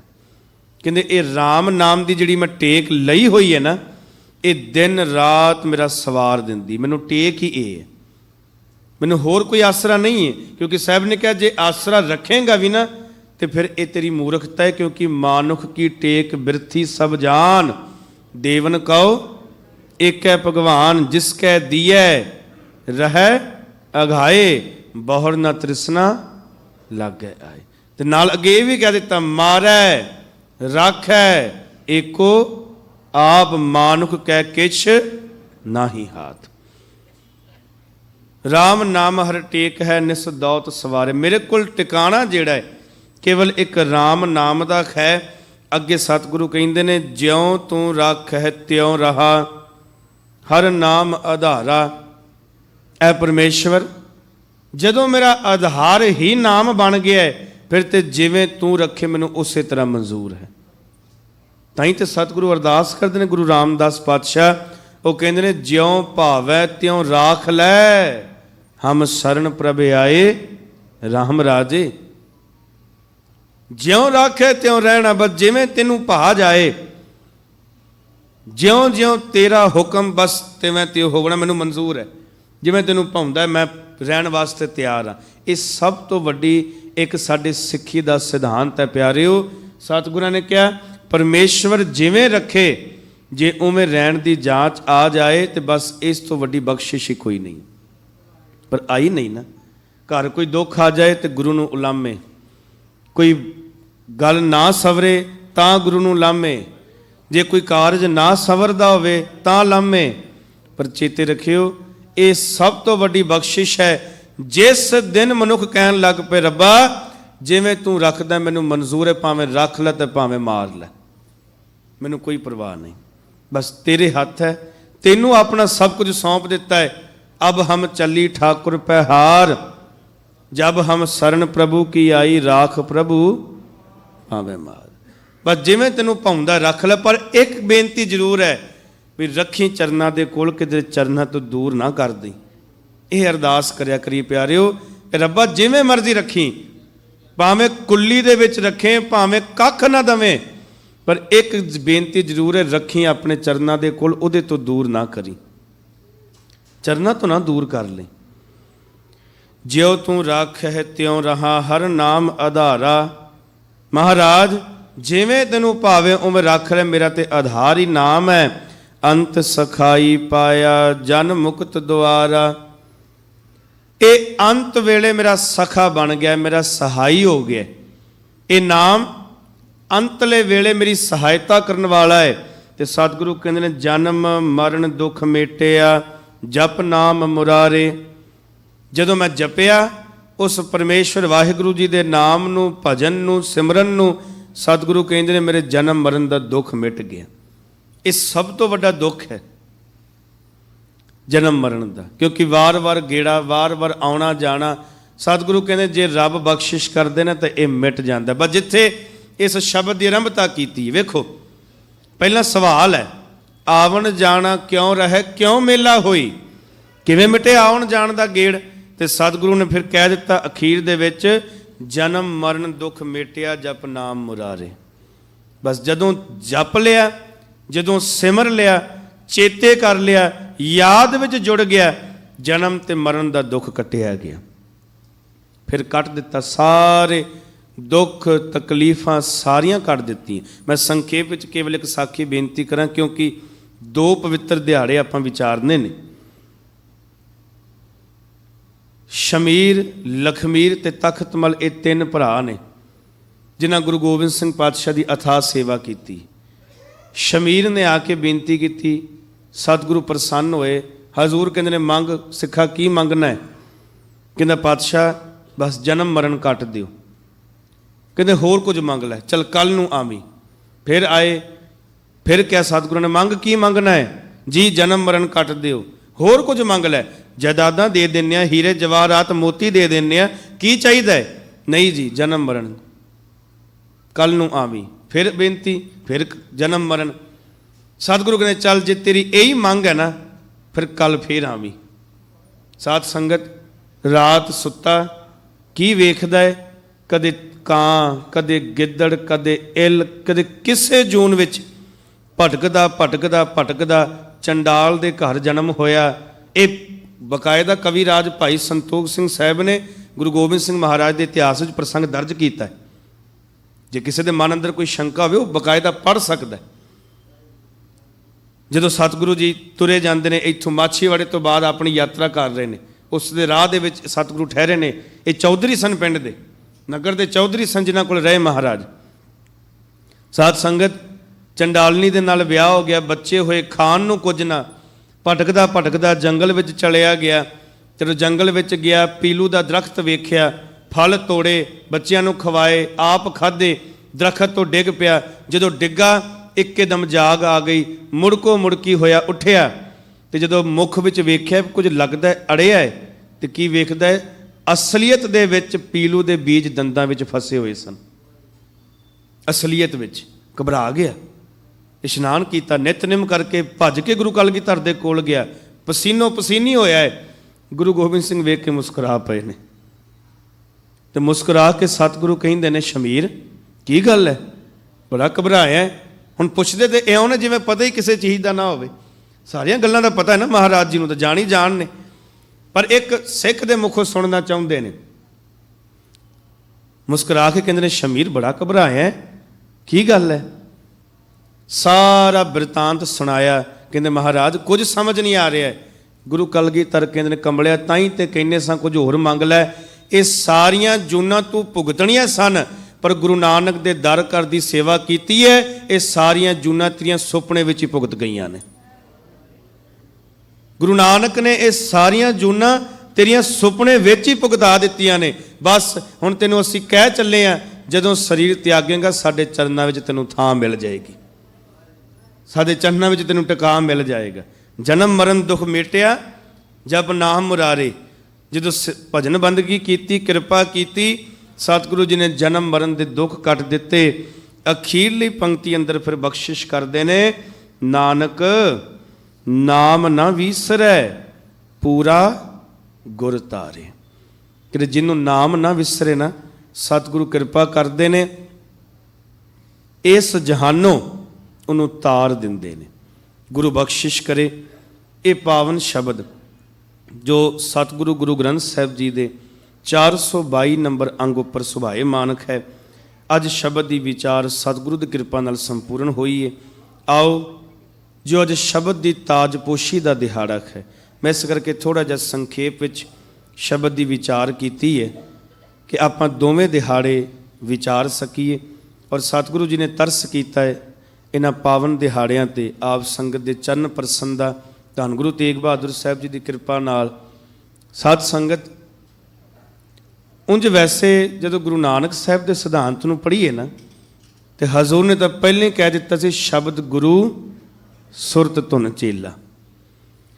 पर इस सिद्धांत नूं परपक्क करन लई वेखो 10 जामियां दा समा सतगुरां ने लिया। 10 जामियां दा मैं शब्द वरत्या सी, शब्द की ताजपोशी। अज शब्द नूं ताज पहनाया गया। ये पावन इतिहास तखत सचखंड श्री हजूर साहब जी का, तो आप सारा इतिहास विचारन का यतन करांगे। सतगुरु गुरु नानक साहब ने इस सिद्धांत नूं परपक्कता देण लई 10 जामियां दा समा लिया। पर इन्हां 10 जामियां विच हर पल हर एक घटना विच दर्शाया है कि शरीर गुरु नहीं, गुरु ता शब्द है। चेते रखना, गुरु शब्द है, शरीर नहीं। हाँ, जिस शरीर विच एक गुरु जोत प्रवेश कर जाए वो पूजन योग है, वो नमस्कार करन योग भी है। तो सतगुरु महाराज पातशाह गुरु कलगीधर सतगुरु गंगा नदी के तट तो अपनी जीवन यात्रा आरंभ करदियां होया गोदावरी नदी, ये दोवें नदियां जिहड़ियां कि हिंदुस्तान दियां बड़ियां प्रसिद्ध ने। लोकी इन्हां दरियावां दे कोल खलो के झोलियां अड अड के मंगते ने, पर गुरु कलगीधर ने यह दस दिता भी गुरु गोबिंद सिंह मंगण नहीं वंडण वास्ते आया है। किधरे समा बनया गंगा के तट ते खलो के अपने कंगण विच सुट दिते, तो जदों गोदावरी के कंढे ते गए तो अपने हीरे भी गोदावरी के कंढे ते सुट दिते। ये दस दिता भी गुरु गोबिंद सिंह वंडण वास्ते आया है, मंगण लई नहीं। अपनी जीवन यात्रा नांदेड़ तक सतगुरु लैके गए, क्योंकि आप जी जानते हो कि वजीर खां वालों भेजे हुए 2 पठान जिन्हों ने सतगुरु जी ते हमला किया, ये बित सी केवल। देखो अज तक इन्नियां जंगां होईयां ते वैरी वाल नहीं विंगा कर सके, तो 2 आ करके किवें सतगुरु ते हमला कर गए होने ने। कि उदों कोई सिख है नहीं सी, कोई सिख हाज़र नहीं सी उदों सतगुरुआं दी सेवा दे विच। नहीं प्यारिओ, ये सतगुरु जी की आप दी खेड है, वो जो चाहे। हुण वेखो कित्थे तां घेरा पिया होया, ਉਸ ਘੇਰੇ ਵਿੱਚ ਵਾਲ ਵਿੰਗਾ ਨਹੀਂ ਹੋਇਆ। ਆਨੰਦਪੁਰ ਸਾਹਿਬ ਛੱਡਿਆ, 40 ਸਿੰਘਾਂ ਨਾਲ ਫੌਜ ਨੇ ਹਮਲਾ ਕੀਤਾ, ਵਾਲ ਵਿੰਗਾ ਨਹੀਂ ਹੋਇਆ। ਚਮਕੌਰ ਦੀ ਗੜੀ ਤੇ 40 ਨੂੰ 10 ਲੱਖ ਦਾ ਘੇਰਾ ਪਿਆ, ਤਾਂ ਵਾਲ ਨਹੀਂ ਵਿੰਗਾ ਹੋਇਆ। ਤੇ ਹਜੂਰ ਸਾਹਿਬ ਜਾ ਕੇ ਦੋਵਾਂ ਨੇ ਹਮਲਾ ਕਰ ਦਿੱਤਾ। ਇਹ ਉਹਨਾਂ ਦੀ ਖੇਡ ਸੀ, ਉਹ ਜਾਣਦੇ ਨੇ। ਇਹ ਸਤਿਗੁਰੂ ਆਪ ਜਾਣਦੇ ਨੇ ਕੀ ਖੇਡ ਸੀ। ਗੁਰੂ ਕੇ ਸਵਾਰਿਓ, ਆਪ ਜੀ ਜਾਣਦੇ ਹੋ ਕਿ ਜ਼ਖਮ ਜਿਹੜਾ ਸੀ ਜਦੋਂ ਨਹੀਂ ਭਰਿਆ, ਹਾਲਾਂਕਿ ਇੱਕ ਵਾਰ ਤਾਂ ਭਰ ਗਿਆ, ਪਰ ਜਦੋਂ ਫਿਰ ਹਜ਼ੂਰ ਨੇ ਤੀਰ ਕਮਾਨ ਚਲਾਏ, ਟਾਂਕੇ ਜਿਹੜੇ ਸਨ ਉਹ ਟੁੱਟ ਗਏ। ਹੁਣ ਫਿਰ ਸਿੱਖਾਂ ਨੇ ਕਿਹਾ ਮਹਾਰਾਜ ਇਲਾਜ ਕਰਾ ਲਈਏ। ਗੁਰੂ ਗੋਬਿੰਦ ਸਿੰਘ ਪਾਤਸ਼ਾਹ ਕਹਿੰਦੇ ਨਹੀਂ ਸਿੱਖੋ, ਬਸ ਹੁਣ ਅੰਤਲਾ ਸਮਾਂ ਆ ਗਿਆ। ਬਸ ਇੰਨੀ ਗੱਲ ਕਹਿਣ ਦੀ ਦੇਰ ਸੀ। ਉਹ ਗੁਰਸਿੱਖ ਜਿਹੜੇ ਗੁਰੂ ਗੋਬਿੰਦ ਸਿੰਘ ਨੂੰ ਵੇਖ ਵੇਖ ਜਿਉਂਦੇ ਸਨ, ਜਿਹੜੇ ਗੁਰੂ ਗੋਬਿੰਦ ਸਿੰਘ ਨੂੰ ਵੇਖ ਕੇ ਅੰਨ ਜਲ ਛਕਦੇ ਸਨ, ਉਹਨਾਂ ਦੇ ਤੇ ਪੈਰਾਂ ਥੱਲਿਓਂ ਜ਼ਮੀਨ ਖਿਸਕ ਗਈ। ਕਹਿੰਦੇ ਨੇ ਮਹਾਰਾਜ ਭਾਣਾ ਵਰਤਾਨ ਲੱਗੇ ਨੇ, ਅਸੀਂ ਕਿਵੇਂ ਜੀਵਾਂਗੇ? ਅਸੀਂ ਤਾਂ ਆਪਣਾ ਪਰਿਵਾਰ ਨਹੀਂ ਵੇਖਿਆ, 40 ਨੇ 10 ਲੱਖ ਫੌਜ ਨਹੀਂ ਵੇਖੀ, ਪਰ ਸਤਿਗੁਰੂ ਆਹ ਕਿਹੜਾ ਭਾਣਾ ਵਰਤਾਨ ਲੱਗੇ ਹੋ? ਤੁਹਾਡੇ ਤੋਂ ਬਿਨਾਂ ਜਿਉਣਾ ਨਾ ਬਿਲਕੁਲ ਸੰਭਵ ਨਹੀਂ ਹੈ। ਗੁਰੂ ਗੋਬਿੰਦ ਸਿੰਘ ਤੋਂ ਬਿਨਾਂ ਕੋਈ ਕਿਵੇਂ ਜੀ ਸਕਦਾ ਹੈ? ਸਾਹਾਂ ਤੋਂ ਬਿਨਾਂ ਕੋਈ ਜ਼ਿੰਦਗੀ ਹੈ? ਪਾਣੀ ਤੋਂ ਬਿਨਾਂ ਜ਼ਿੰਦਗੀ ਹੈ? ਅੰਨ ਜਲ ਤੋਂ ਬਿਨਾਂ ਜ਼ਿੰਦਗੀ ਹੈ? ਜਵਾਬ ਮਿਲੇਗਾ ਨਹੀਂ। ਮਹਾਰਾਜ ਗੁਰੂ ਗੋਬਿੰਦ ਸਿੰਘ ਤੋਂ ਬਿਨਾਂ ਸਿੱਖਾਂ ਦੀ ਜ਼ਿੰਦਗੀ ਕਿਵੇਂ ਹੋ ਸਕਦੀ? ਕਿਵੇਂ ਜੀਵਾਂਗੇ ਅਸੀਂ? ਪਰ ਹਜ਼ੂਰ ਕਹਿੰਦੇ ਨਹੀਂ ਸਿੱਖੋ, ਇਹ ਪਰਮੇਸ਼ਵਰ ਦਾ ਭਾਣਾ ਹੈ, ਤੇ ਸਿੱਖ ਉਹ ਹੈ ਜਿਹੜਾ ਭਾਣੇ ਵਿੱਚ ਰਵੇ। ਹਜ਼ੂਰ ਨੇ ਕਿਹਾ ਪਾਵਨ ਗੁਰੂ ਗ੍ਰੰਥ ਸਾਹਿਬ ਪਾਤਸ਼ਾਹ ਜੀ ਦੀ ਬੀੜ ਲਿਆਓ। ਇਹ ਪਵਿੱਤਰ ਬੀੜ ਜੋ ਸਤਿਗੁਰੂ ਜੀ ਨੇ ਲਿਖਵਾਈ। ਹਜ਼ੂਰ ਗੁਰੂ ਕਲਗੀਧਰ ਮਹਾਰਾਜ, ਜਿੱਥੇ ਇਤਿਹਾਸ ਕਹਿੰਦਾ ਇੱਕ ਤਾਂ ਤਖਤ ਸਾਹਿਬ ਦੇ ਕੋਲ ਨਿਸ਼ਾਨ ਸਾਹਿਬ ਹੈ ਨਾ, ਜਦੋਂ ਤਖਤ ਸਾਹਿਬ ਪ੍ਰਵੇਸ਼ ਕਰਦੇ ਨੇ ਨਾਲ ਹੀ ਇੱਕ ਥੋੜ੍ਹਾ ਜਿਹਾ ਉਰਾਂ ਹੈ ਬਾਹਰਲੇ ਪਾਸੇ, ਇਤਿਹਾਸ ਕਹਿੰਦਾ ਉੱਥੇ ਸਤਿਗੁਰੂ ਜੀ ਨੇ ਦੀਵਾਨ ਸਜਾਇਆ। ਗੁਰੂ ਗ੍ਰੰਥ ਸਾਹਿਬ ਸਤਿਗੁਰੂ ਜੀ ਦਾ ਪ੍ਰਕਾਸ਼ ਹੋਇਆ, ਸ਼੍ਰੀ ਗ੍ਰੰਥ ਸਾਹਿਬ ਜੀ ਦਾ ਪ੍ਰਕਾਸ਼ ਹੋਇਆ। ਉਸ ਪ੍ਰਕਾਸ਼ ਜਦੋਂ ਸਤਿਗੁਰੂ ਜੀ ਨੇ ਕੀਤਾ, ਹਜ਼ੂਰ ਨੇ ਕਿਹਾ ਅੱਜ ਅਸੀਂ ਦੇਹ ਪਰੰਪਰਾ ਨੂੰ ਮੁਕਾ ਚੱਲੇ ਹਾਂ। ਅੱਜ ਤੋਂ ਬਾਅਦ ਸਿੱਖਾਂ ਦਾ ਗੁਰੂ ਕੋਈ ਸਰੀਰ ਨਹੀਂ ਹੋਵੇਗਾ। ਸਿੱਖਾਂ ਦਾ ਗੁਰੂ ਅੱਜ ਤੋਂ ਬਾਅਦ ਕੋਈ ਸਰੀਰ ਨਹੀਂ, ਅੱਜ ਤੋਂ ਬਾਅਦ ਅਸੀਂ ਸ਼ਬਦ ਨੂੰ ਗੁਰੂ ਬਣਾ ਚੱਲੇ ਹਾਂ, ਸ਼ਬਦ ਨੂੰ ਗੁਰਿਆਈ ਦੇ ਚੱਲੇ ਹਾਂ। ਜਗ ਅਮਰ ਅਖੰਡ ਅਟਲ ਸਦ ਪਰ ਉਪਕਾਰੀ। ਗਿਆਨ ਸਿੰਘ ਜੀ ਕਹਿਣ ਲੱਗੇ, ਪਾਤਸ਼ਾਹ ਸਤਿਗੁਰੂ ਕਹਿਣ ਲੱਗੇ ਸਿੱਖੋ ਅੱਜ ਤੋਂ ਬਾਅਦ ਤੁਹਾਡਾ ਗੁਰੂ ਗੁਰੂ ਗ੍ਰੰਥ ਸਾਹਿਬ ਸਤਿਗੁਰੂ ਜੀ ਨੇ। ਮਹਾਰਾਜ ਸੱਚੇ ਪਾਤਸ਼ਾਹ ਨੇ ਸਾਰੇ ਸਿੱਖ ਇਕੱਠੇ ਹੋਏ ਨੇ, ਹੁਕਮ ਲਾਇਆ ਕਿ ਅੱਜ ਤੋਂ ਬਾਅਦ ਆਗਿਆ ਭਈ ਤਬੈ ਚਲਾਇਓ, ਸਭ ਸਿੱਖਨ ਕੋ ਗੁਰੂ ਮਾਨਿਓ। ਆ ਹੁਕਮ ਸਤਿਗੁਰੂ ਕਰਕੇ ਗਏ ਨੇ ਕਿ ਅੱਜ ਤੋਂ ਬਾਅਦ ਤੁਹਾਡਾ ਗੁਰੂ ਗੁਰੂ ਗ੍ਰੰਥ ਸਾਹਿਬ ਸਤਿਗੁਰੂ ਜੀ ਨੇ। ਮੈਂ ਬੇਨਤੀ ਹੋਰ ਕਰਨਾ, ਸਤਿਗੁਰੂ ਜੀ ਨੇ 5 ਪੈਸੇ ਨਾਰੇ ਪਰੰਪਰਾ ਉਹੀ ਰੱਖੀ, ਪਰੰਪਰਾ ਨੂੰ ਨਹੀਂ ਖੁੰਝਣ ਦਿੱਤਾ। ਜੋ ਗੁਰੂ ਨਾਨਕ ਸਾਹਿਬ ਤੋਂ ਆਰੰਭ ਹੋਈ ਸੀ ਪਰੰਪਰਾ, 5 ਪੈਸੇ ਨਾਰੀਅਲ ਰੱਖਿਆ। 3 ਪਰਿਕਰਮਾ ਸਤਿਗੁਰੂ ਜੀ ਨੇ ਗੁਰੂ ਗ੍ਰੰਥ ਸਾਹਿਬ ਸਤਿਗੁਰੂ ਜੀ ਦੀਆਂ ਕੀਤੀਆਂ, ਨਮਸਕਾਰ ਕੀਤੀ ਤੇ ਫਿਰ ਬਚਨ ਕਹੇ ਗੁਰੂ ਗ੍ਰੰਥ ਜੀ ਮਾਨਿਓ ਪ੍ਰਗਟ ਗੁਰਾਂ ਕੀ, ਜੋ ਪ੍ਰਭ ਕੋ ਮਿਲ ਬੋ ਚਾਹੈ ਖੋਜ ਸ਼ਬਦ ਮੈਂ। ਇਹ ਸਤਿਗੁਰੂ ਨੇ ਕਿਹਾ ਜਿਹਨੇ ਸਾਡੇ ਦਰਸ਼ਨ ਕਰਨੇ ਨੇ ਉਹ ਗੁਰੂ ਗ੍ਰੰਥ ਸਾਹਿਬ ਦੇ ਦਰਸ਼ਨ ਕਰ ਲੈ। ਸਰੀਰ ਪੰਥ ਵਿੱਚ, ਆਤਮਾ ਗ੍ਰੰਥ ਵਿੱਚ, ਇਹ ਸਤਿਗੁਰੂ ਬਚਨ ਕਹਿ ਕੇ ਗਏ। ਤੇ ਭਾਈ ਕੇਸਰ ਸਿੰਘ ਛਿੱਬਰ ਲਿਖਦਾ ਹੈ 10ਵਾਂ ਪਾਤਸ਼ਾਹ ਗੱਦੀ ਗੁਰਿਆਈ ਕੀ, ਗ੍ਰੰਥ ਸਾਹਿਬ ਨੂੰ ਦੇ ਹੈ ਗਿਆ। ਅੱਜ ਪ੍ਰਤੱਖ ਸਾਡਾ ਗੁਰੂ ਗ੍ਰੰਥ ਸਾਹਿਬ ਹੈ, ਜੋ ਗ੍ਰੰਥੋਂ ਗਿਆ ਸੋ ਜਹਾਨੋਂ ਗਿਆ। ਕਹਿੰਦੇ ਜਿਹੜਾ ਗੁਰੂ ਗ੍ਰੰਥ ਸਾਹਿਬ ਨਾਲ ਨਹੀਂ ਪੂਰੀ ਪਾ ਸਕਿਆ, ਜਹਾਨ ਵਿੱਚ ਕਿਧਰੇ ਵੀ ਮੱਥਾ ਟੇਕ ਲੈ ਉਹਦੀ ਪੂਰੀ ਨਹੀਂ ਪੈ ਸਕਦੀ। ਜਿਹੜਾ ਗੁਰੂ ਗ੍ਰੰਥ ਸਾਹਿਬ ਨੂੰ ਛੱਡ ਗਿਆ, ਸ਼ਬਦ ਨੂੰ ਛੱਡ ਗਿਆ, ਚਿੱਤ ਰੱਖਣਾ ਉਹ ਕਦੀ ਇਸ ਸੰਸਾਰ ਵਿੱਚ ਉਹਦੀ ਪੂਰੀ ਨਹੀਂ ਪੈ ਸਕਦੀ। ਗੁਰੂ ਕਲਗੀਧਰ ਮਹਾਰਾਜ ਸੱਚੇ ਪਾਤਸ਼ਾਹ ਨੇ ਹੁਕਮ ਕੀਤਾ ਕਿ ਅੱਜ ਤੋਂ ਬਾਅਦ ਗੁਰੂ ਸਰੀਰ ਨਹੀਂ, ਗੁਰੂ ਗੁਰੂ ਗ੍ਰੰਥ ਸਾਹਿਬ ਨੇ। ਪਰ ਗੁਰੂ ਗ੍ਰੰਥ ਸਾਹਿਬ ਦੀ ਤਾਬਿਆ 5 ਪਿਆਰੇ ਜਿਹੜਾ ਹੁਕਮ ਕਰਨਗੇ ਉਹ ਹਰੇਕ ਸਿੱਖ ਲਈ ਜ਼ਰੂਰੀ ਹੋਵੇਗਾ। ਆਤਮਾ ਗ੍ਰੰਥ ਵਿੱਚ, ਸਰੀਰ ਪੰਥ ਵਿੱਚ, ਪੰਥ ਵਿੱਚ ਆਪਣਾ ਸਰੀਰ ਸਤਿਗੁਰੂ ਜੀ ਰੱਖ ਕਰਕੇ ਗਏ। ਤੇ ਜਦੋਂ ਭਾਈ ਨੰਦ ਲਾਲ ਨੇ ਸਵਾਲ ਕੀਤਾ, ਮਹਾਰਾਜ ਕਿਹੜੇ ਕਿਹੜੇ ਰੂਪ ਨੇ ਆਪ ਜੀ ਦੇ, ਮੈਂ ਸੰਖੇਪ ਵਿੱਚ ਥੋੜਾ ਜਿਹਾ ਬੇਨਤੀ ਕਰਾਂ। ਤੇ ਹਜ਼ੂਰ ਕਹਿਣ ਲੱਗੇ 3 रूप है मेरे को, सुनो नंद चित लाए, निर्गुण सरगुण गुर शब्द है, कहो तो है समझाए। नंद लाल 3 रूप ने मेरे, केड़े केड़े? एक रूप तिह गुण ते परै, निगम निगम जे नित उचरै। कहते वो पहला रूप जिहड़ा रूप ना रेख ना रंग के त्रिहो गुण ते प्रभ भिन्न, पहला रूप ते निर्गुण है। ते सतगुਰਾਂ ने कहा दूसर रूप ग्रंथ जी जान। गुरु ग्रंथ ਸਾਹਿਬ कौन ने? ਅੱਜ ਸਮਝਣ ਦੀ ਲੋੜ ਹੈ ਸਾਡੇ ਲਈ। ਅਸੀਂ ਕਹਿ ਤੇ ਦਿੰਨੇ ਆ ਬਸ ਗ੍ਰੰਥ ਹੈ, ਪਵਿੱਤਰ ਗ੍ਰੰਥ ਨਹੀਂ ਪਿਆਰਿਓ, ਗ੍ਰੰਥ ਦੁਨੀਆ ਵਿੱਚ ਹੋਰ ਬਥੇਰੇ ਨੇ। ਇਹ ਗੁਰੂ ਗ੍ਰੰਥ ਸਾਹਿਬ ਨੇ। ਅੱਜ ਤੱਕ ਗੁਰੂ ਗ੍ਰੰਥ ਸਾਹਿਬ ਤੋਂ ਜਿਨ੍ਹਾਂ ਨੇ ਕੁਝ ਵੀ ਮੰਗਿਆ, ਅੱਜ ਤੋਂ ਬਾਅਦ ਝੋਲੀ ਕਦੀ ਕਿਸੇ ਦੀ ਖਾਲੀ ਨਹੀਂ ਗਈ, ਬਸ ਮੰਗਣ ਦੀ ਜਾਚ ਹੋਵੇ। ਇਸ ਸ਼ਬਦ ਨੇ ਸਾਰਿਆਂ ਦੀ ਝੋਲੀਆਂ ਭਰੀਆਂ ਨੇ। ਚੇਤੇ ਰੱਖਿਓ, ਜਿਹੜਾ ਸ਼ਬਦ ਨਾਲ ਜੁੜ ਗਿਆ ਉਹ ਇਸ ਸੰਸਾਰ ਦੇ ਆਉਣ ਜਾਣ ਤੋਂ ਮਿਟ ਗਿਆ।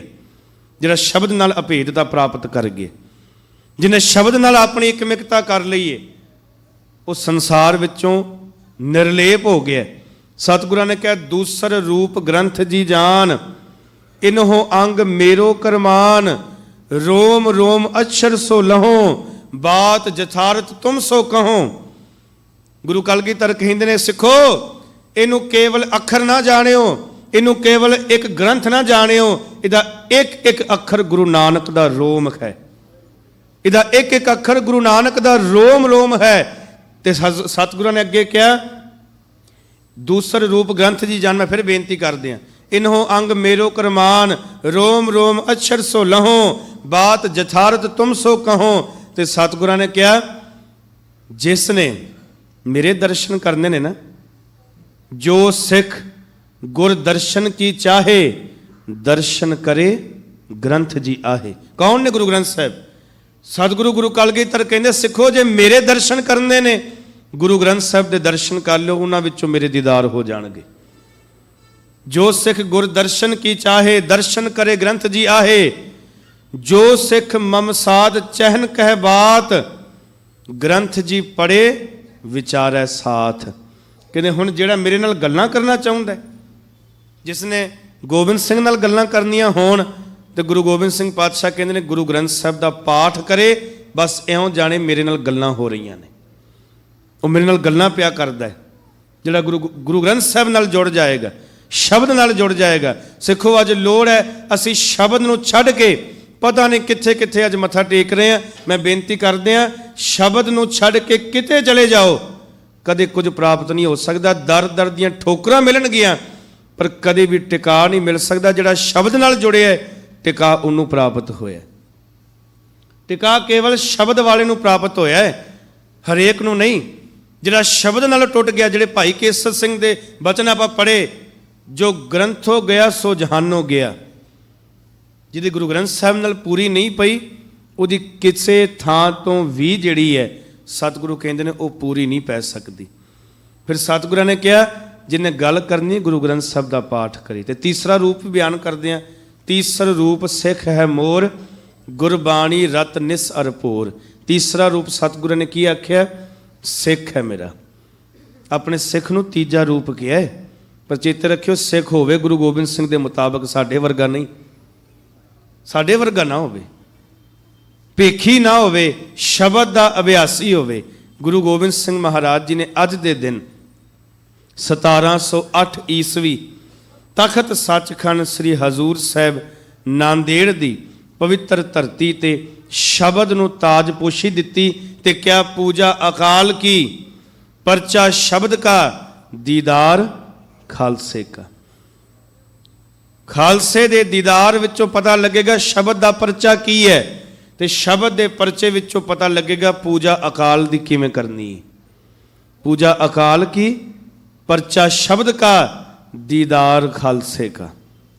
ਅੱਜ ਦੇ ਦਿਨ ਸਤਿਗੁਰਾਂ ਨੇ ਪਾਵਨ ਗੁਰਿਆਈ ਬਖਸ਼ਿਸ਼ ਕੀਤੀ, ਤੇ ਕੁਝ ਦਿਨ ਮਗਰੋਂ ਫਿਰ ਸਤਿਗੁਰੂ ਜੀ ਆਪ ਦਾ ਪਾਵਨ ਪੰਜ ਭੂਤਕ ਸਰੀਰ ਚੋਲਾ ਜਿਹੜਾ ਸੀ ਉਹ ਤਿਆਗ ਚੱਲੇ। ਅੱਜ ਸਤਿਗੁਰੂ ਜੀ ਦਾ ਪਾਵਨ ਗੁਰਿਆਈ ਪੁਰਬ ਆਪ ਜੀ ਮਨਾ ਰਹੇ ਹੋ। ਬੇਅੰਤ ਬੇਅੰਤ ਆਪ ਜੀ ਨੂੰ ਵਧਾਈਆਂ। ਪਰ ਮੈਂ ਅੱਜ ਬੇਨਤੀ ਕਰਾਂਗਾ, ਸਿੱਖੋ, ਸ਼ਬਦ ਨਾਲ ਜੁੜ ਜਾਓ। ਸ਼ਬਦ ਤੋਂ ਟੁੱਟਿਆਂ ਕਦੇ ਕਿਸੇ ਨੂੰ ਕੁਝ ਨਹੀਂ ਮਿਲਿਆ। ਗੁਰੂ ਗ੍ਰੰਥ ਸਾਹਿਬ ਨਾਲ ਜੁੜ ਜਾਈਏ, ਆਪਣੇ ਗੁਰ ਅਸਥਾਨਾਂ ਨਾਲ ਜੁੜ ਜਾਈਏ, ਆਪਣੇ ਇਤਿਹਾਸ ਨਾਲ ਜੁੜ ਜਾਈਏ। ਅੱਜ ਅਤ ਦੀ ਲੋੜ ਹੈ ਆਪਣੀ ਨੌਜਵਾਨ ਪੀੜ੍ਹੀ ਨੂੰ ਇਤਿਹਾਸ ਨਾਲ ਜੋੜਨ ਦੀ। ਚੇਤੇ ਰੱਖਿਓ, ਅੱਜ ਸਾਡੇ ਬੱਚਿਆਂ ਨੂੰ ਨਹੀਂ ਪਤਾ ਇਤਿਹਾਸ। ਅੱਜ ਬੱਚਿਆਂ ਨੂੰ ਪੁੱਛੋ, ਪਤਾ ਹੈ ਬਾਬਾ ਦੀਪ ਸਿੰਘ ਕਿੱਥੇ ਸ਼ਹੀਦ ਹੋਏ ਸਨ? ਪਤਾ ਹੈ ਗੁਰਿਆਈ ਕਿੱਥੇ ਮਿਲੀ ਸੀ ਗੁਰੂ ਗ੍ਰੰਥ ਸਾਹਿਬ ਨੂੰ? ਕਿੰਨੇ ਅੰਗ ਨੇ, ਕਿੰਨੀਆਂ ਬਾਣੀਆਂ ਨੇ? ਨਹੀਂ ਪਤਾ ਹੋਵੇਗਾ। ਕਿਉਂ? ਕਿਉਂਕਿ ਅੱਜ ਇਹ ਸਾਡੀ ਗਲਤੀ, ਅਸੀਂ ਦੱਸਣ ਵਿੱਚ ਕਾਮਯਾਬ ਹੀ ਨਹੀਂ ਰਹਿ ਸਕੇ। ਅਸੀਂ ਅੰਗਰੇਜ਼ੀ ਸਕੂਲਾਂ ਵਿੱਚ ਬੱਚੇ ਨੂੰ ਪੜ੍ਹਨੇ ਤੇ ਪਾ ਦਿੱਤਾ, ਪਰ ਅਸੀਂ ਆਪਣੀ ਮਾਂ ਬੋਲੀ ਨਾਲ, ਆਪਣੇ ਇਤਿਹਾਸ ਨਾਲ, ਆਪਣੇ ਵਿਰਸੇ ਨਾਲ ਆਪਣੇ ਬੱਚਿਆਂ ਨੂੰ ਨਹੀਂ ਜੋੜ ਸਕੇ। ਮੈਂ ਬੇਨਤੀ ਕਰਾਂ, ਭਾਵੇਂ ਵੱਡੇ ਤੋਂ ਵੱਡੇ ਸਕੂਲ ਵਿੱਚ ਪੜ੍ਹਨੇ ਪਾਓ, ਪਰ ਨਿਯਮ ਹੋਵੇ ਘਰ ਵਿੱਚ ਵੀ ਜਦੋਂ ਘਰ ਵਿੱਚ ਪ੍ਰਵੇਸ਼ ਕਰਨਾ ਮਾਂ ਬੋਲੀ ਵਿੱਚ ਗੱਲ ਕਰਨੀ, ਦੂਸਰੀ ਬੋਲੀ ਨਹੀਂ। ਕੋਈ ਅੰਗਰੇਜ਼ੀ ਨਹੀਂ, ਕੋਈ ਹਿੰਦੀ ਨਹੀਂ, ਸਭ ਆਪੋ ਆਪਣੀ ਥਾਂ ਸਨਮਾਨਯੋਗ ਨੇ, ਪਰ ਜਦੋਂ ਘਰ ਵਿੱਚ ਪ੍ਰਵੇਸ਼ ਹੋ ਜਾਏ ਤੇ ਸਿਰਫ ਪੰਜਾਬੀ ਵਿੱਚ ਗੱਲ ਹੋਵੇ, ਹੋਰ ਕੋਈ ਬੋਲੀ ਵਿੱਚ ਨਹੀਂ। ਬੱਚਿਆਂ ਨੂੰ ਦੱਸੋ ਕੀ ਸਾਡਾ ਇਤਿਹਾਸ ਹੈ, ਕਿਵੇਂ ਸਿੰਘਾਂ ਨੇ ਸ਼ਹਾਦਤਾਂ ਦਿੱਤੀਆਂ। ਤੇ ਵੇਖੋ ਆਹ ਸ਼ਬਦ ਦਾ ਪ੍ਰਤਾਪ, ਇਹ ਸ਼ਬਦ ਦਾ ਪ੍ਰਤਾਪ ਕਿੱਡਾ ਵੱਡਾ ਸੀ। ਅੱਜ ਤੱਕ ਵੱਡੇ ਵੱਡੇ ਸੂਰਬੀਰ ਯੋਧੇ ਹੋਏ, ਪਰ ਬਾਬਾ ਦੀਪ ਸਿੰਘ ਦੇ ਜੀਵਨ ਵਿੱਚ ਸ਼ਬਦ ਦਾ ਪ੍ਰਤਾਪ ਐਸਾ ਸੀ ਕਿ ਮਰਨ ਤੋਂ ਬਾਅਦ ਸੀਸ ਤਲੀ ਤੇ ਰੱਖ ਕੇ ਵੀ ਜੰਗ ਲੜਦੇ ਰਹੇ ਨੇ। ਸੀਸ ਤਲੀ ਤੇ ਰੱਖ ਕੇ ਵੀ। ਮੈਂ ਇੱਥੇ ਵੀ ਬੇਨਤੀ ਕਰਦੇ ਹਾਂ, ਕਿਉਂਕਿ ਚੇਤੇ ਰੱਖਣਾ ਇਹ ਸਭ ਜੁੜਿਆ ਹੋਇਆ ਹੈ। ਕੋਈ ਐਵੇਂ ਨਹੀਂ 80 ਸਾਲ ਦੀ ਬਜ਼ੁਰਗੀ ਦੀ ਉਮਰ ਵਿੱਚ 18 ਸੇਰ ਦਾ ਖੰਡਾ ਚੁੱਕ ਕੇ ਲੜ ਸਕਦਾ ਹੈ। ਇਹ ਸ਼ਬਦ ਦਾ ਹੀ ਪ੍ਰਤਾਪ ਹੈ, ਕਿਉਂਕਿ ਸ਼ਬਦ ਆਤਮਕ ਬਲ ਦਿੰਦਾ ਹੈ, ਸ਼ਬਦ ਆਤਮਾ ਦਾ ਬਲ ਦਿੰਦਾ ਹੈ। ਬਾਬਾ ਦੀਪ ਸਿੰਘ ਸਾਹਿਬ ਜਿਨ੍ਹਾਂ ਨੇ ਆਪਣੇ ਜੀਵਨ ਵਿੱਚ ਅਤ ਦੀ ਸ਼ਬਦ ਦੀ ਕਮਾਈ ਕੀਤੀ। ਸਿੱਖੋ, ਆਨੰਦਪੁਰ ਸਾਹਿਬ ਸਤਿਗੁਰੂ ਜੀ ਦੇ ਹਜ਼ੂਰ ਆਏ, ਅੰਮ੍ਰਿਤ ਦੀ ਦਾਤ ਲਈ ਸ਼ਬਦ ਦਾ ਅਭਿਆਸ ਕੀਤਾ। ਕੁਝ ਸਮੇਂ ਲਈ ਚਲੇ ਗਏ, ਫਿਰ ਮੁਲਾਕਾਤ ਹੋਈ। ਸਤਿਗੁਰੂ ਮਹਾਰਾਜ ਸੱਚੇ ਪਾਤਸ਼ਾਹ ਜੀ ਦੀ ਕਿਰਪਾ ਨਾਲ ਉਹਨਾਂ ਨੇ ਸ਼ਬਦ ਦਾ ਅਭਿਆਸ ਕੀਤਾ। ਤੇ ਮੈਂ ਇਹ ਵੀ ਬੇਨਤੀ ਕਰਦੇ ਹਾਂ, ਬਾਬਾ ਬੰਦਾ ਸਿੰਘ ਬਹਾਦਰ ਜਦੋਂ ਪੰਜਾਬ ਦੀ ਧਰਤੀ ਤੇ ਆਉਂਦੇ ਨੇ ਨਾ, ਤੇ ਬਾਬਾ ਦੀਪ ਸਿੰਘ ਸਾਹਿਬ ਚੱਪੜਚਿੜੀ ਦੇ ਮੈਦਾਨ ਵਿੱਚ ਨਾਲ ਲੜੇ ਨੇ।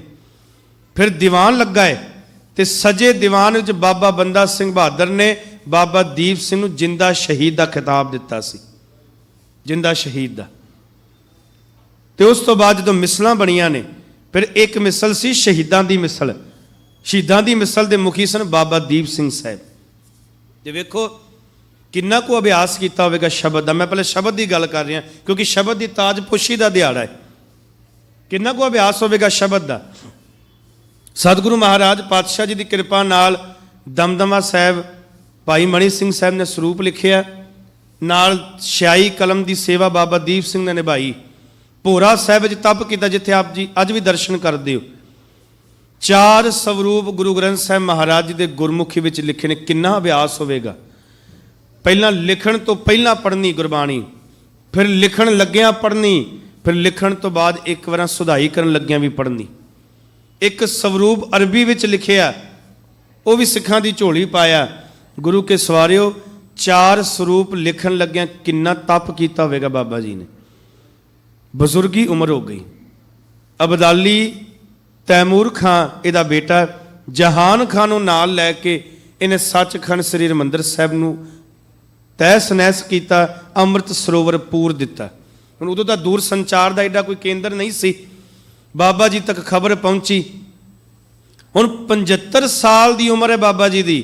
ਜਿਸ ਉਮਰ ਵਿੱਚ ਲੋਕੀ ਆਪਣੀ ਜ਼ਿੰਮੇਵਾਰੀਆਂ ਤੋਂ ਲਾਂਭੇ ਹੋ ਕਰਕੇ ਹੱਥ ਵਿੱਚ ਕਲਮ ਫੜਦੇ ਨੇ, ਭਾਰੇ ਜਵਾਨੀ ਦੀ ਉਮਰ ਵਿੱਚ ਬਾਬਾ ਜੀ ਨੇ ਕਲਮ ਫੜੀ ਤੇ ਬਜ਼ੁਰਗੀ ਦੀ ਉਮਰ ਵਿੱਚ 18 ਸੇਰ ਦਾ ਖੰਡਾ ਚੁੱਕ ਕੇ ਤੁਰ ਫਿਰਦੇ ਨੇ, ਤੁਰੇ ਨੇ। 18 ਸੇਰ ਦਾ ਖੰਡਾ ਹੱਥ ਵਿੱਚ ਲਿਆਏ ਤੇ ਸੰਗਰਾਣਾ ਸਾਹਿਬ ਆ ਕੇ ਲਕੀਰ ਖਿੱਚੀ ਏ। ਕਹਿੰਦੇ ਨੇ ਸਿੱਖੋ, ਆ ਕੱਚੇ ਪਿੱਲੇ ਜਿਹੜੇ ਹੁਣ ਉਹ ਪਹਿਲਾਂ ਹੀ ਪਿਛਾਂ ਹੋ ਜਾਣ। ਮੇਰੇ ਨਾਲ ਉਹ ਆਵੇ ਜਿਹੜਾ ਸੀਸ ਤਲੀ ਤੇ ਰੱਖਣਾ ਜਾਣਦਾ ਹੋਵੇ, ਜਿਹੜਾ ਗੁਰੂ ਨਾਨਕ ਦੇ ਇਹਨਾਂ ਬਚਨਾਂ ਨੂੰ ਜਾਣਦਾ ਹੋਵੇ। ਜਾਓ ਤਾਂ ਪ੍ਰੇਮ ਖੇਲਣ ਕਾ ਚਾਓ, ਸਿਰ ਧਰ ਤਲੀ ਗਲੀ ਮੇਰੀ ਆਓ। ਇਤ ਮਾਰਗ ਪੈਰ ਧਰੀਜੈ, ਸਿਰ ਦੀਜੈ ਕਾਹਣ ਨਾ ਕੀਜੈ। ਜਿਹੜਾ ਇਹ ਮੰਨਦਾ ਹੋਵੇ ਉਹ ਨਾਲ ਆਵੇ। ਮਾਝੇ ਦੇ ਸਿੱਖ ਨਾਲ ਆਏ, 5000 ਦੇ ਕਰੀਬਨ ਸਿੱਖ ਬਾਬਾ ਦੀਪ ਸਿੰਘ ਜੀ ਦੇ ਨਾਲ ਹੋ ਪਏ। ਤੇ ਜਦੋਂ ਤੁਰੇ ਸਨ ਨਾ, ਉਦੋਂ ਅਰਦਾਸ ਕਰਕੇ ਤੁਰੇ ਸਨ। ਤੇ ਵੇਖੋ ਉਹਨਾਂ ਦੀ ਅਰਦਾਸ ਵਿੱਚ ਵੀ ਕਿੱਡੀ ਕਮਾਲ ਸੀ, ਕਿੰਨਾ ਭਰੋਸਾ ਸੀ। ਉਹਨਾਂ ਅਰਦਾਸ ਕੀਤੀ, ਸਤਿਗੁਰੂ ਹੁਣ ਤੇ ਮੌਤ ਉਦੋਂ ਆਵੇ ਜਦੋਂ ਤੇਰੇ ਹਰਮੰਦਰ ਦਾ ਮੈਂ ਬਦਲਾ ਲੈ ਲਵਾਂ, ਹਰਮੰਦਰ ਆਜ਼ਾਦ ਕਰਾ ਦਿਆਂ, ਉਦੋਂ ਮੇਰੀ ਮੌਤ ਆਵੇ। ਮੌਤ ਨੂੰ ਵੰਗਾਰ ਕੇ ਸਿੱਖ ਤੁਰੇ ਨੇ। ਇੱਕ ਵਾਰ ਵੰਗਾਰਿਆ ਸੀ ਭਾਈ ਤਾਰੂ ਸਿੰਘ ਨੇ, ਕਹਿੰਦੇ ਜ਼ਕਰੀਆ ਖਾਂ ਖੋਪਰ ਤੇ ਲਾ ਦਿੱਤਾ ਹੀ, ਪਰ ਮਰਾਂਗਾ ਮੈਂ ਵੀ ਤੈਨੂੰ ਅੱਗੇ ਜੁੱਤੀ ਦੀ ਨੋਕ ਤੇ ਲੈ ਕੇ। ਜ਼ਕਰੀਆ ਖਾਂ ਪਹਿਲਾਂ ਗਿਆ, ਭਾਈ ਤਾਰੂ ਸਿੰਘ ਸਾਹਿਬ ਬਾਅਦ ਵਿੱਚ ਸਰੀਰ ਤਿਆਗੀ ਹੈ। ਬਾਬਾ ਦੀਪ ਸਿੰਘ ਸਾਹਿਬ ਜਿੱਥੇ ਗੁਰਦੁਆਰਾ ਟਾਹਲਾ ਸਾਹਿਬ ਹੈ, ਇੱਥੇ ਕਮਸਾਨ ਦੀ ਜੰਗ ਹੋਈ ਹੈ। ਇਸ ਜੰਗ ਵਿੱਚ ਹੁਣ ਜਹਾਨ ਖਾਂ ਵੀ ਹੈ, ਬੜਾ ਵੱਡਾ ਯੋਧਾ ਹੈ, ਕੋਈ ਸ਼ੱਕ ਨਹੀਂ, ਬੜੀ ਸੂਰਮਾ ਹੈ, ਲੜਦੇ ਨੇ। ਚੇਤੇ ਰੱਖਣਾ, ਦੋਵਾਂ ਦੇ ਲੜਦਿਆਂ ਲੜਦਿਆਂ ਇੰਨਾ ਜੋਸ਼ ਹੈ ਕਿ ਸੀਸ ਇੱਕ ਦੂਜੇ ਦਾ ਲਾਹ ਸੁੱਟਿਆ। ਇਧਰੋਂ ਬਾਬਾ ਦੀਪ ਸਿੰਘ ਨੇ 18 ਸਿਰ ਦਾ ਖੰਡਾ ਵਾਹਿਆ ਹੈ, ਜਹਾਨ ਖਾਂ ਦਾ ਸਿਰ ਧੜ ਨਾਲੋਂ ਵੱਖਰਾ ਹੋ ਗਿਆ ਹੈ। ਦੂਸਰੇ ਪਾਸੇ ਜਹਾਨ ਖਾਂ ਨੇ ਵਾਰ ਕੀਤਾ ਹੈ, ਬਾਬਾ ਦੀਪ ਸਿੰਘ ਸਾਹਿਬ ਦਾ ਸਿਰ ਲੱਥ ਕੇ ਧਰਤੀ ਤੇ ਡਿੱਗ ਪਿਆ ਹੈ। ਪਰ ਚੇਤੇ ਰੱਖਣਾ, ਜਹਾਨ ਖਾਂ ਸੀਸ ਉਤਾਰਨਾ ਵੀ ਜਾਣਦਾ ਹੈ, ਉਤਰਵਾਉਣਾ ਵੀ ਜਾਣਦਾ ਹੈ, ਪਰ ਬਾਬਾ ਦੀਪ ਸਿੰਘ ਸਾਹਿਬ ਐਸਾ ਯੋਧਾ ਹੈ, ਸੀਸ ਲਾਉਣਾ ਵੀ ਜਾਣਦਾ ਹੈ, ਲਹਾਉਣਾ ਵੀ ਜਾਣਦਾ ਹੈ, ਤੇ ਸੀਸ ਤਲੀ ਤੇ ਰੱਖ ਕੇ ਜੰਗ ਕਰਨੀ ਵੀ ਜਾਣਦਾ ਹੈ। ਬਾਬਾ ਦੀਪ ਸਿੰਘ ਤੋਂ ਇਲਾਵਾ ਇਹ ਜਜ਼ਬਾ ਕਿਸੇ ਦੇ ਵਿੱਚ ਵੀ ਨਹੀਂ। ਧੰਨ ਬਾਬਾ ਦੀਪ ਸਿੰਘ ਸਾਹਿਬ, ਮੈਂ ਕੇਵਲ 1 ਮਿੰਟ ਵਿੱਚ ਫਿਰ ਆਪਾਂ ਸਮਾਪਤੀ ਕਰ ਦੇਣੀ। ਧੰਨ ਬਾਬਾ ਦੀਪ ਸਿੰਘ ਸਾਹਿਬ, ਸਿੱਖ ਨੇ ਅਰਦਾਸ ਚੇਤੇ ਕਰਾਈ, ਸੀਸ ਤਲੀ ਤੇ ਰੱਖਿਆ। ਦੁਸ਼ਮਣਾਂ ਦੇ ਆਹੂ ਲਾਉਂਦੇ, ਦੁਸ਼ਮਣ ਡਰ ਗਏ, ਕਹਿੰਦੇ ਇਹ ਤਾਂ ਮਰਦੇ ਮਰਦੇ ਵੀ ਜਿਉਂ ਪੈਂਦੇ ਨੇ, ਇਹਨਾਂ ਨੂੰ ਕਿਵੇਂ ਖਤਮ ਕਰ ਸਕਨੇ ਆ। ਜਦੋਂ ਜ਼ਕਰੀਆ ਖਾਨ ਨੇ ਜਦੋਂ ਵਿਖਾਇਆ ਸੀ ਨਾ ਸਿੱਖਾਂ ਦਾ ਤਮਾਸ਼ਾ ਵੀ ਇਹ ਸਿੱਖ ਨੇ, ਉਹ ਕਹਿੰਦੇ ਤੇ ਮਰਦੇ ਮਰਦੇ ਵੀ ਜਿਉਂ ਪੈਂਦੇ ਨੇ, ਇਹਨਾਂ ਨੂੰ ਖਤਮ ਕਰਨਾ ਸੌਖਾ ਨਹੀਂ ਹੈ। ਜਹਾਨ ਖਾਂ ਮਰ ਗਿਆ, ਧੜ ਤੜਫਿਆ, ਕੁਝ ਮਿੰਟ ਖਤਮ ਹੋ ਗਿਆ। ਬਾਬਾ ਦੀਪ ਸਿੰਘ ਸਾਹਿਬ ਸੀਸ ਤਲੀ ਤੇ ਰੱਖ ਕੇ ਵੀ ਖੰਡਾ ਵਾਉਣ ਤੁਰ ਪਏ ਨੇ। ਇਹ ਮਰ ਕੇ ਵੀ ਜਿਉਂ ਪੈਂਦੇ ਨੇ। ਦੁਸ਼ਮਣਾਂ ਦੇ ਆਹੂ ਲਾਏ। ਸਾਧ ਸੰਗਤ, ਤੁਰਦਿਆਂ ਤੁਰਦਿਆਂ ਜਿੱਥੇ ਆਪ ਜੀ ਪਰਿਕਰਮਾ ਵਿੱਚ ਦਰਸ਼ਨ ਕਰਦੇ ਹੋ, ਇੱਥੇ ਸੀਸ ਭੇਟ ਕਰਕੇ ਆਪਣੀ ਅਰਦਾਸ ਸੰਪੂਰਨ ਕੀਤੀ ਤੇ ਗੁਰੂ ਰਾਮਦਾਸ ਸੱਚੇ ਪਾਤਸ਼ਾਹ ਦੇ ਚਰਨਾਂ ਵਿੱਚ ਆਪਣਾ ਸੀਸ ਭੇਟ ਕੀਤਾ। ਸੀਸ ਭੇਟ ਕਰਕੇ ਫਿਰ ਆਪਣੇ ਸਵਾਸ ਤਿਆਗੇ ਨੇ। ਤੇ ਉਹ ਪਰਿਕਰਮਾ ਜਿੱਥੇ ਜਿੰਨੀਆਂ ਸਿੱਲਾਂ ਨਹੀਂ ਉਨੇ ਸੀਸ ਲੱਗੇ ਹੋਏ ਨੇ। ਧੰਨ ਬਾਬਾ ਦੀਪ ਸਿੰਘ ਸਾਹਿਬ ਦਾ ਪਾਵਨ ਸ਼ਹੀਦੀ ਦਿਹਾੜਾ ਅੱਜ ਤਕਰੀਬਨ 1757 ਈਸਵੀ ਵਾਲੇ ਦਿਨ ਬਾਬਾ ਦੀਪ ਸਿੰਘ ਸਾਹਿਬ ਦੀ ਸ਼ਹਾਦਤ ਹੋਈ, ਜਿੱਥੇ ਗੁਰੂ ਗ੍ਰੰਥ ਸਾਹਿਬ ਮਹਾਰਾਜ ਦੇ ਪਾਵਨ ਗੁਰਿਆਈ ਦਿਵਸ ਦੀਆਂ ਆਪ ਸਮੂਹ ਸੰਗਤਾਂ ਨੂੰ ਲੱਖ ਲੱਖ ਵਧਾਈਆਂ। ਉੱਥੇ ਹੀ ਧੰਨ ਬਾਬਾ ਦੀਪ ਸਿੰਘ ਸਾਹਿਬ ਦੇ ਪਾਵਨ ਸ਼ਹੀਦੀ ਦਿਹਾੜੇ ਤੇ ਉਹਨਾਂ ਦੇ ਚਰਨਾਂ ਵਿੱਚ ਨਮਸਕਾਰ ਬੇਨਤੀ ਕਰਾਂਗਾ। ਸ਼ਬਦ ਨਾਲ ਜੁੜੀਏ, ਅੰਮ੍ਰਿਤ ਛਕੋ, ਸਿੰਘ ਸਜੋ, ਗੁਰੂ ਵਾਲੇ ਬਣੋ। ਆਪ ਸਮੂਹ ਸੰਗਤ ਦਾ ਬਹੁਤ ਬਹੁਤ ਧੰਨਵਾਦ। ਧੰਨ ਗੁਰੂ ਤੇਗ ਬਹਾਦਰ ਸਾਹਿਬ ਸੱਚੇ ਪਾਤਸ਼ਾਹ ਜੀ ਦਾ ਸ਼ੁਕਰਾਨਾ, ਜਿਨ੍ਹਾਂ ਨੇ ਆਪਣੇ ਪਾਵਨ ਸ਼ਹੀਦੀ ਅਸਥਾਨ ਤੇ ਸੇਵਾ ਕਰਨ ਦਾ ਇਸ ਨਾਚੀਜ਼ ਨੂੰ ਸੁਭਾਗ ਬਖਸ਼ਿਸ਼ ਕੀਤਾ। ਮੈਂ ਕੋਈ ਵਿਦਵਾਨ ਨਹੀਂ, ਬੋਲਦਿਆਂ ਬੇਅੰਤ ਬੇਅੰਤ ਬੇਅੰਤ ਗਲਤੀਆਂ ਭੁੱਲਾਂ ਹੋਈਆਂ। ਸਮਰੱਥ ਸਤਿਗੁਰੂ ਆਪ ਸਮੂਹ ਸੰਗਤ ਬਖਸ਼ਣ ਯੋਗ ਹੋ ਬਖਸ਼ ਲੈਣਾ ਜੀ। ਅੱਗੇ ਤੋਂ ਸਾਵਧਾਨਤਾ ਸੁਮਤ ਸਤਿਗੁਰੂ ਬਖਸ਼ਣ। ਅਰਦਾਸ ਕਰਨੀ ਇਸੇ ਤਰ੍ਹਾਂ ਗੁਰੂ ਗ੍ਰੰਥ ਗੁਰੂ ਪੰਥ ਦੀ ਰਹਿੰਦੇ ਸਵਾਸਾਂ ਤੱਕ ਸੇਵਾ ਕਰਦੇ ਰਹੀਏ। ਆਸ਼ੀਰਵਾਦ ਸ਼੍ਰੀਮਾਨ ਸੰਤ ਬਾਬਾ ਅਮੀਰ ਸਿੰਘ ਜੀ ਮੁਖੀ ਜਵੱਦੀ ਟਕਸਾਲ, ਜਿਨ੍ਹਾਂ ਨੇ ਦਾਸ ਨੂੰ ਵਿਦਿਆ ਪੜ੍ਹਾਈ, ਔਰ ਸਾਰੀ ਪ੍ਰਬੰਧਕਾਂ ਦਾ ਜਿਨ੍ਹਾਂ ਨੇ ਦਰਸ਼ਨ ਕਰਵਾਏ। ਅਤੀ ਸਨਮਾਨਯੋਗ ਸਿੰਘ ਸਾਹਿਬ ਗਿਆਨੀ ਹਰਨਾਮ ਸਿੰਘ ਜੀ, ਜਿਹੜੇ ਜਦੋਂ ਵੀ ਆਉਂਦੇ ਆ ਪਿਆਰ ਕਰਦੇ ਨੇ। ਸਨਮਾਨਯੋਗ ਸਿੰਘ ਸਾਹਿਬ ਗਿਆਨੀ ਹਰਮੀਤ ਸਿੰਘ ਜੀ, ਬੜੇ ਪਿਆਰ ਵਾਲੇ ਨੇ। ਸਭ ਦਾ ਧੰਨਵਾਦ, ਕੋਟਾਨ ਕੋਟ ਸ਼ੁਕਰ। ਸ੍ਰੀ ਗੁਰੂ ਗ੍ਰੰਥ ਸਾਹਿਬ ਸਤਿਗੁਰੂ ਜੀ ਦਾ ਬੇਅੰਤ ਗਲਤੀਆਂ ਭੁੱਲਾਂ ਦੀ ਖਿਮਾ।